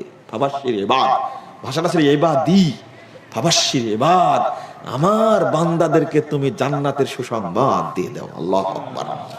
তা আজকে যদি ওয়াদা করি আমরা যে আমরা তাগুতকে বর্জন করলাম, আল্লাহ তুমি সাক্ষী থাকো, আমরা তাগুতের সাথে সম্পর্ক ছিন্ন করলাম, এর বিনিময়ে আল্লাহ তোমার কাছে জান্নাত চাচ্ছে, তুমি কবুল করো। আমি কি বুঝাতে পেরেছি আপনাদেরকে? কষ্ট হচ্ছে আপনাদের, বুঝতে পারছি, কিন্তু না বলে না বুঝায়া উপায়টা কি? আমি যে মুনাফিক, তাগুত আর তাওহীদ এক জায়গায় থাকতে পারে? শিরিক আর তাওহীদ এক জায়গায় থাকতে পারে? আচ্ছা, গোসল করেছেন, শ্যাম্পু মেখে, সাবান মেখে, গোসলের পরে খুব সুন্দর দামি আতর মেখেছেন, দামি পাঞ্জাবি পরেছেন, একবারে স্বচ্ছ পরিষ্কার হয়ে মসজিদে ঢুকে গেছেন। আস্তে করে বায়ু বেরিয়ে গেছে, কি বুঝেন না মনে হয়? যদি বায়ু নিঃসরণ হয় কেউ জানে না, নামাজ হবে? এত তাতে উল্টা গেলেন। এ সাবান দিয়ে গোসল করেছে, গরম পানি দিয়ে, শ্যাম্পু মেখে, আতর মাখছে, এত সুন্দর শরীর নিয়ে আসছে, আর যা বের হয়েছে কেউ জানতেও পায়নি। এরপরে নামাজ হবে না? কি বলেন আপনারা? ভালো করে বুঝায় বলেন, আপনি সজ্ঞানে বলেন, কিন্তু হবে না নামাজ? বলে কি সবই তো ঠিক আছে, কেউ তো জানতেও পায়নি। হ্যাঁ, আল্লাহ জানে, হাওয়া বের হয়েছে, আপনি জানেন না, সব আল্লাহর উপরে চাপাই দিচ্ছেন, আপনি জানেন না। এবার বলেন নামাজ হবে? নামাজ হবে? যে এই অবস্থায় নামাজ পড়বে এ ছাগল না মানুষ? ও, এটা তো ঠিকই বুঝলেন, তাই না? এবার শোনেন, একজন লোক আপনার ধামরাইয়েরই, এই শরীফবাগেরই একজন লোক নিয়মিত সিয়াম পালন করে, তাহাজ্জুদ পড়ে, আর মসজিদ মাদ্রাসা দান খারাপ অনেক করে, কিন্তু এই লোকটা হিন্দু। কি হিন্দু? কথা বুঝেননি? নাকি হবে না? আল্লাহ বলছেন ফামাইয়া আমাল মিসকালা যাররাতিন খায়রা ইয়ারা ওয়া মাইয়া আমাল মিসকালা যাররাতিন শাররা ইয়ারা। যে ভালো আমল করবে পাবে কিয়ামতের মাঠে, যে খারাপ করবে সেটাও পাবে। মসজিদ তৈরি করা ভালো কাজ না? তো পাবে না কেন? হ্যাঁ, ও হিন্দু তাই 100% বুঝলেন, কিন্তু বেটা আপনার বেলায় 100% বুঝছেন না, 50-50। হ্যাঁ, এটা একটা বড় শয়তানি, এটা একটা বড় ফাজলামি। ইবলিশ শয়তান ওই জায়গাটা আপনার দখল করে আছে। একই, দুইটার মধ্যে কোনো পার্থক্য নাই। আরে বেটা, মক্কার মুশরিকরা পর্যন্ত তারা বলতো কি যে মা না'বুদুহুম ইল্লা লিয়ুকাররিবুনা ইলাল্লাহি যুলফা। আরে মোহাম্মদ, তো অপবাদ দাও কেন? আমরা আমাদের মূর্তির কাছে গিয়ে তাদের পূজা করি না, বরং তাদের মাধ্যমে আল্লাহকে পেতে চাই। নাউজুবিল্লাহ পড়ে ফেললেন। আর বাংলাদেশের এই যাদেরকে মুসলিম বলছেন, এই নব্য মুশরিকরা ওই একই কথা বলে, আমরা তো পীর বাবার পূজা করি না, এর মাধ্যমে আমরা আল্লাহকে পেতে চাই। যেমন জজের কাছে যেতে হলে উকিল ধরা লাগে, তুমি একটা উকিলের সাথে তুলনা করলে, জজের সাথে আল্লাহকে তুলনা করলে, তওবা তওবা, নাউজুবিল্লাহ, আস্তাগফিরুল্লাহ, আস্তাগফিরুল্লাহ, আস্তাগফিরুল্লাহ, নাউজুবিল্লাহ। তোমার লজ্জা শরম কিচ্ছু নাই। তো ওই মক্কার মুশরিক আর বর্তমান মুসলমান মার্কা, এদের মধ্যে কোনো পার্থক্য আছে? কোনো পার্থক্য নেই। তো হিন্দুর ক্ষেত্রে যে 100 বুঝলেন, আর নিজের ক্ষেত্রে কি 50-50। আশিরকু ফিত তাওহীদ কাল হাদাস ফিল উযু। শিরিকের মধ্যে, তাওহীদের মধ্যে শিরিক ঢুকলে যেমন তাওহীদ থাকে না, ওযু করার পরে যদি একটু হাওয়া বেরিয়ে যায়, ওযুর গুষ্টি নাই। নাই না, অর্ধেক আছে। একজন লোক সিয়াম রেখেছে, কি রেখেছে? সিয়াম রেখেছে। এই দুপুরের দিকে স্ত্রী সহবাস করেছে। সিয়াম আছে না নাই? অর্ধেকটা আছে। এটা তো বুঝেন না মাসালা। অর্ধেকটা আছে না? কি বলেন আপনারা? আসলে নাই। আচ্ছা, একটা মহিলার মাসিক হয়েছে, পিরিয়ড হয়েছে, ঠিক 5:30 সূর্য ডুববে, 5:27 পিরিয়ড দেখা দিয়েছে। সিয়াম আছে, রমজান মাস, ওর সিয়াম আছে না নাই? কি বলেন তো? 30% আছে। 3 মিনিট মাত্র পার্থক্য, নাই? 1 মিনিটও নাই। ও, ওযু ভঙ্গের কারণ ঠিকই জানেন, সিয়াম ভঙ্গের কারণ ঠিকই জানেন, যেটা জানার ওইটা জানেন না। আগে ওইটা জানেন, আগে ওইটা জানেন, আগে ওইটা জানেন। ঈমান ভঙ্গের কারণটা জানেন, যেটা না থাকলে আপনার সালাতের কোনো দাম নাই, সিয়ামের কোনো দাম নাই, ওযুর কোনো দাম নাই। এটাই জাতিকে বুঝাতে চেয়েছি, জাতি বুঝেই না। এটাই বুঝাতে চেয়েছি। আগে বেটা তাগুতকে বর্জন করো, তোমার দোয়া তো কবুল হয় না। একজন বড় আলেম আমার বুক নাড়ছে আর বলছে, বাবা, আহলে হাদিসরা শিরিক করে না, বিদআত করে না, তাদের দোয়া আল্লাহর কাছে কবুল হয়। আর তুমি তো শিরিক বিদআতের বিরুদ্ধেই বলো, তোমার দোয়া নিঃসন্দেহে কবুল হবে। আমার জন্য একটু দোয়া করো, আল্লাহ যেন আমাকে এইভাবে মাঝে মাঝে বুকে হাত দিয়ে নাড়তেন আর বলতেন, আমার জন্য দোয়া করবা, যে আমাকে যেন আল্লাহ অন্তত আর একটা বার হারামে আমাকে নিয়ে যায়, একটা বার যেন আমি রওজাতে সালাত আদায় করতে পারি। আর একটা দোয়া, যে আমি যেন কোরআনের যে বক্তব্য মানুষের সামনে দিয়েছি, আমি যেন আবার উপস্থাপন করতে পারি। তুমি একটু দোয়া করো আমার জন্য। আমি বলতাম যে আল্লাহ আপনার দোয়া কবুল করুক, আপনার আশা করুক, কবুল করুক। ধারণা ভালো, আহলে হাদিসরা শিরিক করে না, আলহামদুলিল্লাহ, বিদআত করে না। নিজেই বলছেন, শিরিককারীর কান্না, বিদআতকারীর আর্তনাদ কখনো আসমান পর্যন্ত পৌঁছে না। এটা মনে রাখবেন। দোয়া করলে কবুল হবে না, অত সহজ না বেটা। ঈমানই নাই তোমার মধ্যে, তাগুত আছে। তাগুত হলো আল্লাহর সবচেয়ে বড় শত্রু, শিরিক হলো আল্লাহর সবচেয়ে বড় শত্রু। আর তুমি সেইটা নিয়ে যতবারই মক্কায় যাও কেন, মক্কা যাওয়া কেন, কাবা ঘরের মধ্যে 60 বছর তোমাকে বেঁধে রাখা হয়, তবু কবুল হবে না তোমার। মক্কা যায় কি করবে তুমি? কারণ তুমি মক্কা থেকে ফিরে মন্দিরে যাবা, মক্কা থেকে ফিরে তুই মাজারে যাবা। কথা বুঝেননি? আমি বলি 90% 92% মুসলমানের দেশে সব মুসলিম না, সব মুনাফিক। বেশিরভাগই হলো মুনাফিক। ছাড়ুন আপনি সব এগুলো, একমাত্র মুসলিমের মাথা নত হবে কেবলমাত্র আল্লাহর কাছে, আর কারো কাছে নত হবে না। মুসলিম যে সে ব্যক্তি একমাত্র আল্লাহর কাছে ছাড়া কারো কাছে সাহায্য চাইতে পারে না।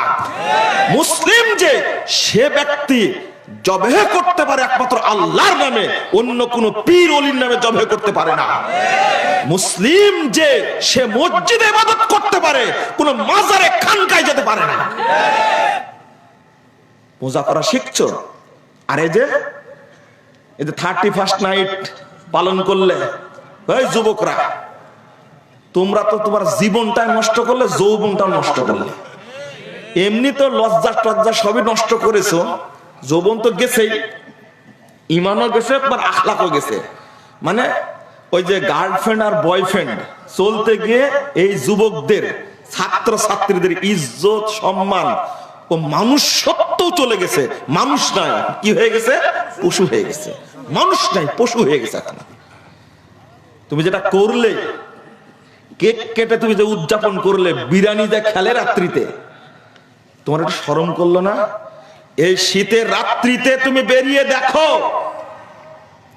একটা রাত্রিতে যত কোটি টাকা বাংলাদেশে ব্যয় হয়েছে, যত কোটি টাকায় খ্রিস্টানদের একটা কালচার উদযাপন করতে গিয়ে যত কোটি টাকা ব্যয় হয়েছে, যদি বাংলাদেশের দরিদ্রদেরকে ভাগ করে দেওয়া হতো, এই 3 বছরে মানে বাংলাদেশ থেকে দরিদ্রতা পালিয়ে যেত। কেন খরচ করলে? তুমি বিরিয়ানি খেলে, কিন্তু তুমি একটু রেল স্টেশনে যাও, বস্তিতে যাও, রাস্তার ধারে যাও, ডাস্টবিনে যাও, দেখো কত মানুষ ডাস্টবিনে খাবার খুঁজছে। কেমনে খেলে? এক বরকতের খানা এটা, তাই না? কিসের খানা? বরকতের খানা। মানে কি বলছে জানেন? একজন নেতা বলছে, আরে পহেলা বৈশাখে যে উদ্দেশ্যে খায়, এই 1 জানুয়ারি রাত্রিতে ওই উদ্দেশ্যেই খায়। বুঝেন না আপনারা? মানে পহেলা বৈশাখ কি উদ্দেশ্যে খায়?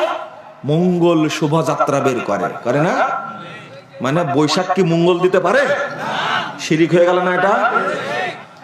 বেদাতি অনুষ্ঠান করতে গিয়ে মানুষ শিরিকের দরজা খুলে যায়।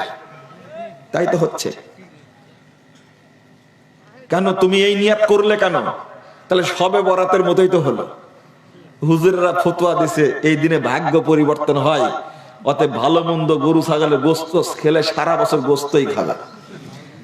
রাজশাহী বিশ্ববিদ্যালয়ে পড়ার সময় এক নানি ভিক্ষা করতো, আমরা নানি বলতাম। সবে বরাতের একদিন আগে বলছে এসে, বাবা তোরা কিছু দে, কালকে তো ক্যাম্পাস বন্ধ থাকবে, কালকের খাবারটা কোথায় পাবো? কষ্ট লাগলো। আগামীকাল কি খাবে সেটাও চিন্তা করছে, মানে একদিনের খাবারও তার কাছে নাই। তাই বলছে তোরা কিছু দে, আগামীকালকে যে বন্ধ থাকবে, কালকে তো আর পাবো না তোদেরকে, কালকে কি খেয়ে থাকবো? মানে ওই দিনেরটাও চাচ্ছে। তারপরে বলছে একটু বেশি যদি হয়, 1 পোয়া যদি গোস্ত কিনতে পারি, তাহলে সারাটা বছরই আমি হয়তো ভালো মন্দ খেতে পাবো। তাই বলছে নানি তুই ভিক্ষা করছিস কয় বছর যাবত? তা 28 বছর তো হয়েই গেল। তা 28 বছর যাবত তুই এই সবে বরাত পালন করিস, তোর ভাগ্য পরিবর্তন হয়নি? তো বলছে যে সারা বছর যা থাকে ওই রকমই 28 বছর যাবত আছে। তো তাহলে তোর তো এই বললি কেন?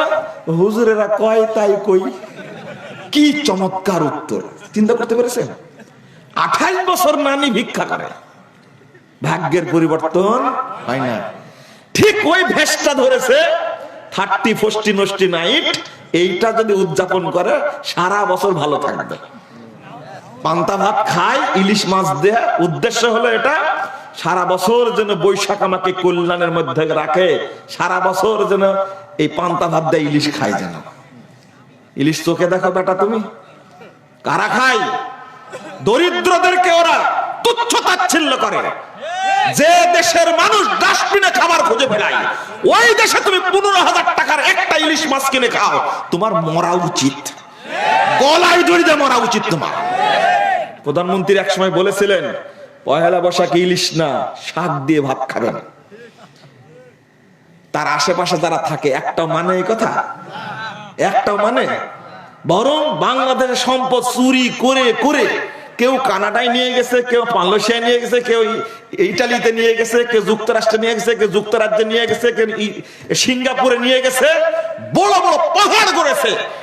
এই ছোট্ট মুসলিম দরিদ্র রাষ্ট্রের অর্থ যারা চুরি করে অন্য দেশে পাচার করেন, তারা মানুষের জাত হতে পারে না।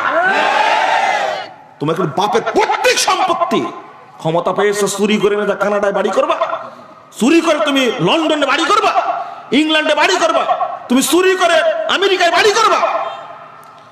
তোমার উপরে গজব, এই 16 কোটি 17 কোটি মানুষের পক্ষ থেকে তোমার উপরে গজব।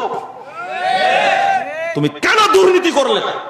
এদেশের মানুষ শীতের দিনে কম্বল পায় না, শীতে কাতরায়, বন্যায় ঘর বাড়ি ছাড়া হয়, বাস্তবিকটা হারিয়ে যায়, একদানা খাবার পায় না, খাবার অপেক্ষা থাকে, পানি পায় না, ওষুধ পায় না। বাংলাদেশে যখন আইলার মতো আসে, যখন বিভিন্ন ঝঞ্ঝা আসে, দুর্যোগ আসে, দুর্যোগে মানুষ না খেয়ে থাকে দিনের পর দিন, তারা খেতে পায় না।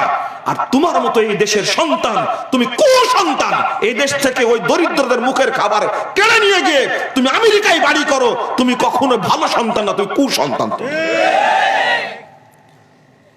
বলবেন কোনটা আপনি, কোন দিকে বলবেন? এত বলি তাও লজ্জা হয় না। মাঝে মাঝে পত্রিকায় আসে, এত হাজার কোটি টাকা পাচার করেছে। ওরা তো শুনে না, বক্তব্য শুনে কি শুনে? বেটা তুই মর, আগে মরলে ঠিকই শুনতে পাবে, কানে তখন ঠিকই বাজবে। তুই সবই জানিস, কিন্তু কোরআন হাদিসের আলোচনা তোর কানে যায় না। ওরা আসবে না, ওরা মসজিদেও আসে না। নাম কাও আসতে জুমার সালাত পড়তে আসে, খুতবা যখন শেষ ওই সময় চট করে এসে 2 রাকাত পড়ে দৌড়। নাউজুবিল্লাহ, আস্তাগফিরুল্লাহ।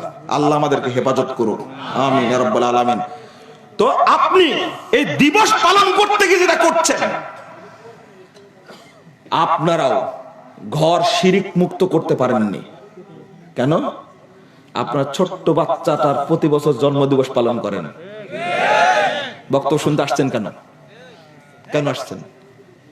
কেন আসছেন বক্তব্য শোনার জন্য? খুতবা শোনার জন্য কেন আসেন আপনি? আপনাকে আমি ঘৃণা করি। আপনার ঘরে আপনি শিরিকের আড্ডাখানা বসায় রাখছেন, ম্যারেজ ডে পালন করেন আপনি। কেন করেন? ও লুকায় লুকায় পালন করেন। এটা তো মুজাফফর বিন মুহসিন জানে না। ম্যারেজ ডে ঠিকই যেদিন বিবাহ দিবস, ওই দিন যেদিন বিয়ে করেছেন, এখন তো মুরব্বীরা বুঝে না। বাবা ম্যারেজ ডে আবার কি? তোমরা বুঝবা না, তোমরা বুড়া হয়ে গেছে, বুঝবা না তোমরা। তোমার বেটা আর বেটার বউ ঠিকই জানে। ঠিক ওই দিনে অনেক আয়োজন। বাপ জিজ্ঞাসা করে, কে রে বেটা, কি ঘটনা আজকে? ইলিশ মাছ, এই যে মানে এত ভালো ভালো চমচম, ঘটনা কি? তো বাবা তুমি বুঝবা না। বৌমাকে বলে যে কি ব্যাপার, আজকে কোনো ঘটনা ঘটছে না? বৌমা বলছে, আব্বা তেমন কিছু না, আপনার মানে সব গোপন করছে। এখানে আপনারা বসে আছেন, এখানে আপনারা বসে আছেন, এটা কি? এটা কার সংস্কৃতি? ইহুদি খ্রিস্টানদের না? বিধর্মীদের না? বিধর্মীদের সংস্কৃতি আপনার মধ্যে আসলো কেন? ও ওয়াজ ঠিকই শুনতে আসছেন। কি উদ্দেশ্যে পালন করেন? আমাকে এক ম্যারেজ ডে নিয়ে গেছিল, বুঝছেন? আমাকে মিলাতেই পারি না। কি বলবো, মাথায় টুপি, এত সুন্দর মানুষ, দাওয়াত দিছে। না এমনিতে দাওয়াত, একটা দাওয়াত দিয়ে শুনে আসলে হক কথা ফক করে বের হয়, চাঁপাইনবাবগঞ্জের ভাষা। হ্যাঁ, এখন এই বাবুটা এসে চট করে বলছে, চাচু জানেন, চাচু জানেন আজকে আম্মুর ম্যারেজ ডে। ঠিক বলেছো চাচু, তুমি ঠিক বলেছো, খুব ভালো করেছো, আসসালামু আলাইকুম, আমি গেলাম। তখন ওর বাপ বলছে, এই বেটা এগুলো বলতে হয়? আর এক মুনাফেকি একটা। এটা কি? এই ছোট্ট বাচ্চাকে মুনাফেকে শিখাচ্ছে। বাচ্চা কিনে হক কথা বলে দিচ্ছে, কিন্তু বেটা বাপ কি করছে? ধমক দিচ্ছে। এই যে মুনাফেকে শিখাচ্ছে, এই বেটাই কিন্তু ওর বাপকে গরুর ঘরে রাখবে, কারণ কিন্ডার গার্ডেনে পড়াইছে। ফজরের সালাতের টাইমে ডাকতে পারো না, কিন্তু প্রাইভেট পড়ানোর জন্য ঠিকই ডাকতে পারো। ঘুম থেকে উঠে না, শীতের মধ্যে কি কষ্ট, ওর মধ্যে প্রাইভেট পড়ানোর জন্য ডেকে তুলে ধরে মেরে প্রাইভেটে পাঠাই। কিন্তু ওই বাপ মা শুক্রবারে কোনো দিন ফজরের জন্য বাপ মা ছেলেকে ডাকে না। কিন্ডারগার্টেনে পড়াইছো, ক্যাডেট কলেজে পড়াইছো, সেনাবাহিনীর বড় কর্মকর্তা হয়েছে, বিশাল হুমরা চুমরা হয়েছে, বাপ গেছে বেটার বাড়িতে বড় অফিসার, কড়া নাড়ছে, বৌমা বলছে কে? বলছে মা তোমার শ্বশুর। আপনার বেটা নয়, আপনি পরে আসেন। এটাই হলো কিন্ডারগার্টেনে পড়ানোর কি ফল, ফজিলত। এটা হলো ফজিলত। বাপ দুঃখ করে এসে হোটেলে অবস্থান করে পরের দিন বাসায় চলে এসে বলছে এত কষ্ট করে পড়াশোনা করালাম, এই ব্যাকুব তোমার আফসোস করার কি দরকার, তুমি যা শিখাইছো তাই তো করেছো। হাট্টি মাটিম টিম তারা মাঠে পাড়ে ডিম। এখন কি পড়াচ্ছে? নতুন নতুন ফায়রা গলি ঝুটন বেঁধেছে, তুমি তো এইগুলোই পড়াইছো। আগে তো শিখানোর দরকার ছিল সূরা ফাতিহা, আগে তো শিখানোর দরকার ছোট ছোট সূরাগুলো, যে আজীবন এই সূরা দিয়ে সালাত আদায় করবে, আমি নেকি পাবো। আগে শিক্ষা দেওয়ার দরকার ছিল। তোমার রব্বির হামহুমা কামা রব্বায়ানি সগীরা, তুমি তো শিক্ষা দাওনি। আগে আল্লাহর কালাম শিক্ষা দেওয়ার দরকার ছিল, শিক্ষা দাওনি। দিয়েছো কি? যেটা শিক্ষা দিয়েছো সেটা তো গরুর ঘরেই তো রাখবে। আর এক বৌমা করেছে কি খুব চমৎকার, বৃদ্ধ হয়ে গেছে তো সারাদিন কাশে, ঘরে রাখেনি, বকরির ঘরে রেখে দিছে শ্বশুরকে। কাকে? বকরির ঘরে রেখে দিছে। নাউজুবিল্লাহ। শীতের মধ্যে নিচে তারা আরামে ঘুমাচ্ছে বাচ্চা কাচ্চা নিয়ে, আর শ্বশুর যেহেতু কাশে, ঘুম নষ্ট হবে, ধমক টমক দিয়ে এত অসুস্থ হয়ে আসে, ধমক দূরে রেখে কার ঘরে রাখছে? ছাগলের ঘরে। বকরি তো বুঝবেন না, ছাগল বুঝবেন তাই না? ছাগলের ঘরে রাখছে, মানে কাশি যেন শব্দ শুনতে না পায়। হায় রে বাবা, হায় রে বেটা, কি দৃশ্য! কত বাপ মা আজকে যে বৃদ্ধাশ্রমে আছে, তা ঠিক আছে কেন? তারাই থাকার ব্যবস্থা করে দিয়েছে। আজকে দোষ দিচ্ছে আমার বেটাকে কত কষ্ট করে মানুষ করেছি, সেই বেটা আমাকে বৃদ্ধাশ্রমে। তুমি বৃদ্ধাশ্রম থেকে পত্র লিখেছো, তোমারও তো লজ্জা করা উচিত। কেমনে তৈরি করছে? আমি বলছি না সবাই খারাপ, সবাই ভালো হতে পারে, দু একটা খারাপও হতে পারে, অবাধ্য সন্তান হয় না, হতে পারে। কিন্তু এত পিতা মাতা বৃদ্ধাশ্রমে থাকবে বাংলাদেশে, এটা কি সম্ভব? ইসলামে বৃদ্ধাশ্রমের কোনো স্থানই নাই, হারাম একেবারে। তুমি একটা অফিসার হয়েছো কেন? বন্ধুরা আমার, আলোচনা অনেক করে ফেলেছি, রাত অনেক হয়ে গেছে, আমি কথা বলতে বলতে অনেক বেশি বলে ফেলেছি। আমি আফসোস করছি, দুঃখ প্রকাশ করছি এই জন্য যে আমাদের মধ্যে যদি তাওহীদি চেতনা থাকতো, তাহলে এই ম্যারেজ ডে আর জন্ম দিবস মৃত্যু দিবস পালন করতাম না। আর পালন করে কি করছি? জাহিলি যুগের মতো হয়েছে। খেজুরের মূর্তি বানাতো। কিসের? খেজুর, বুঝেন তো খেজুর? এখনো বাচ্চা মেয়ে যেগুলো আছে না, দেখবেন মা যখন রুটি বানায় তখন এই আটা নিয়ে কি করে? পুতুল বানায়, বানায় না? ওর এটাই ভালো লাগে। তো ওরা খেজুর দিয়ে মূর্তি বানাতো। কি বানাতো? ব্যাগে করে নিয়ে যাচ্ছে, ক্ষুধা লাগছে, মূর্তি খায় ফেলছে, মাবুদকে কি করেছে? খেয়ে ফেলছে। হাসছেন কেন? যে কেককে বরকতপূর্ণ মনে করেন, মঙ্গলময় মনে করেন, মঙ্গল প্রদীপ জ্বালায়া কেক কাটেন, বেহায়ার মতন ওই কেককে আবার খেয়ে ফেলেন আপনি। জাহেলি যুগের মূর্তি খাওয়ার কেক খাওয়ার মধ্যে কোনো পার্থক্য থাকলো? ছাতু, ছাতু, ছাতু চিনেন? ছাতু বানাইছে, ছাতু দিয়ে মূর্তি তৈরি করে ব্যাগের মধ্যে ভরে রাখছে, ছাতু দিয়ে মূর্তি তৈরি করে ব্যাগের মধ্যে ভরে রাখছে। যখন ক্ষুধা লাগে তখন আবার মূর্তি খায় না। তা আপনাদের অবস্থা তাই। এই শিরকি সংস্কৃতি আসলো কোথায় থেকে? এই দিবস পালনের সংস্কৃতি আসলো কোথায় থেকে? আল্লাহ আমাদেরকে এই সমস্ত শিরক এবং তাগুত থেকে মুক্ত করুন, আমিন। আর তাওহীদটাকে বুঝার তৌফিক দান করুন, আমিন ইয়া রাব্বাল আলামিন। বন্ধুরা আমার, আমাদের একটা আশা, আপনারা নিরাশ হবেন না, নিরাশ হবেন না, ইনশাআল্লাহ আশা পোষণ করি। প্রতিজ্ঞা করেছি, আল্লাহর কাছে দোয়া করি, আল্লাহ তুমি আমাদের জীবনে যদি মাত্র 1000 জন দক্ষ আলেম তৈরি করো, আমরা যদি করতে পারি ইনশাআল্লাহ বাংলাদেশের শিরিক বেদাতের ভিতকে উপড়ে ফেলা যাবে ইনশাআল্লাহ। আপনারা দোয়া করবেন। আমরা যে প্রতিষ্ঠানটা চালাই দারুল হুদা ইসলামী কমপ্লেক্স, আলহামদুলিল্লাহ আগামী রবিবার ভর্তি হবে, অনেক ছাত্রই ভর্তি হবে ইনশাআল্লাহ। সেখান থেকে যেন ভালো আলেম তৈরি হয়, এই প্রতিষ্ঠানটা যেন আলেম তৈরি যেন মার্কাজ হয়, এই দোয়াটা করবেন আপনারা। 2 আরেকটা বিষয়, আপনারা অনেক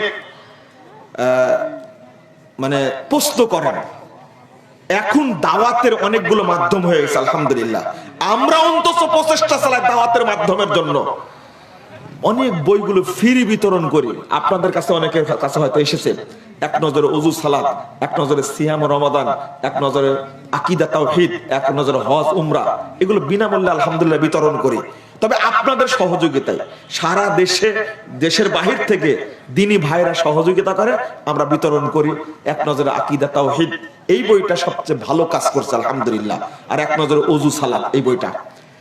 প্রশ্ন উত্তরের জন্য, আপনারা দাওয়াতি কাজ করার জন্য প্রশ্ন উত্তর আরকানুল ইসলাম, আপনারা এখন অনেক প্রশ্ন করবেন, আমি প্রশ্ন উত্তর দেব না, আপনারা একটু পড়ে দেখেন। প্রশ্ন উত্তর আরকানুল ইসলাম বইটার মধ্যে শিরিক বিদাত, আকীদা তাওহীদ সম্পর্কে, সালাত ওযু সম্পর্কে, সিয়াম সম্পর্কে, যাকাত সম্পর্কে, হজ উমরা সম্পর্কে 1330টা প্রশ্ন উত্তর আছে একসঙ্গে সংকলন করা আলহামদুলিল্লাহ। যেন আপনারা পড়ে মানুষকে দাওয়াত দিতে পারেন। উদ্দেশ্য আমাদের কি এইটা। আপনারা চেষ্টা করবেন দাওয়াতে কাজ করার। আর মাসে মাসে মাসিক আল ইখলাস, আল্লাহর ওয়াস্তে, এই পত্রিকাটা আপনারা রাখার চেষ্টা করবেন। এখানে 40টা 50টার মতো প্রশ্ন থাকে, আমরা দেওয়ার চেষ্টা করি। আর দোয়া করবেন আল্লাহ যেন আমাদের খেদমতগুলো কবুল করেন, আমিন ইয়া রাব্বাল আলামিন। জাযাকুমুল্লাহ খায়রান। যারা এই প্রোগ্রামের আয়োজন করেছেন তাদেরকে ধন্যবাদ দিচ্ছি, তাদের জন্য দোয়া করছি আল্লাহ যেন কবুল করেন, আমিন। না, বই আছে, স্টেজে বই আছে, বইগুলো আপনারা সংগ্রহ করবেন।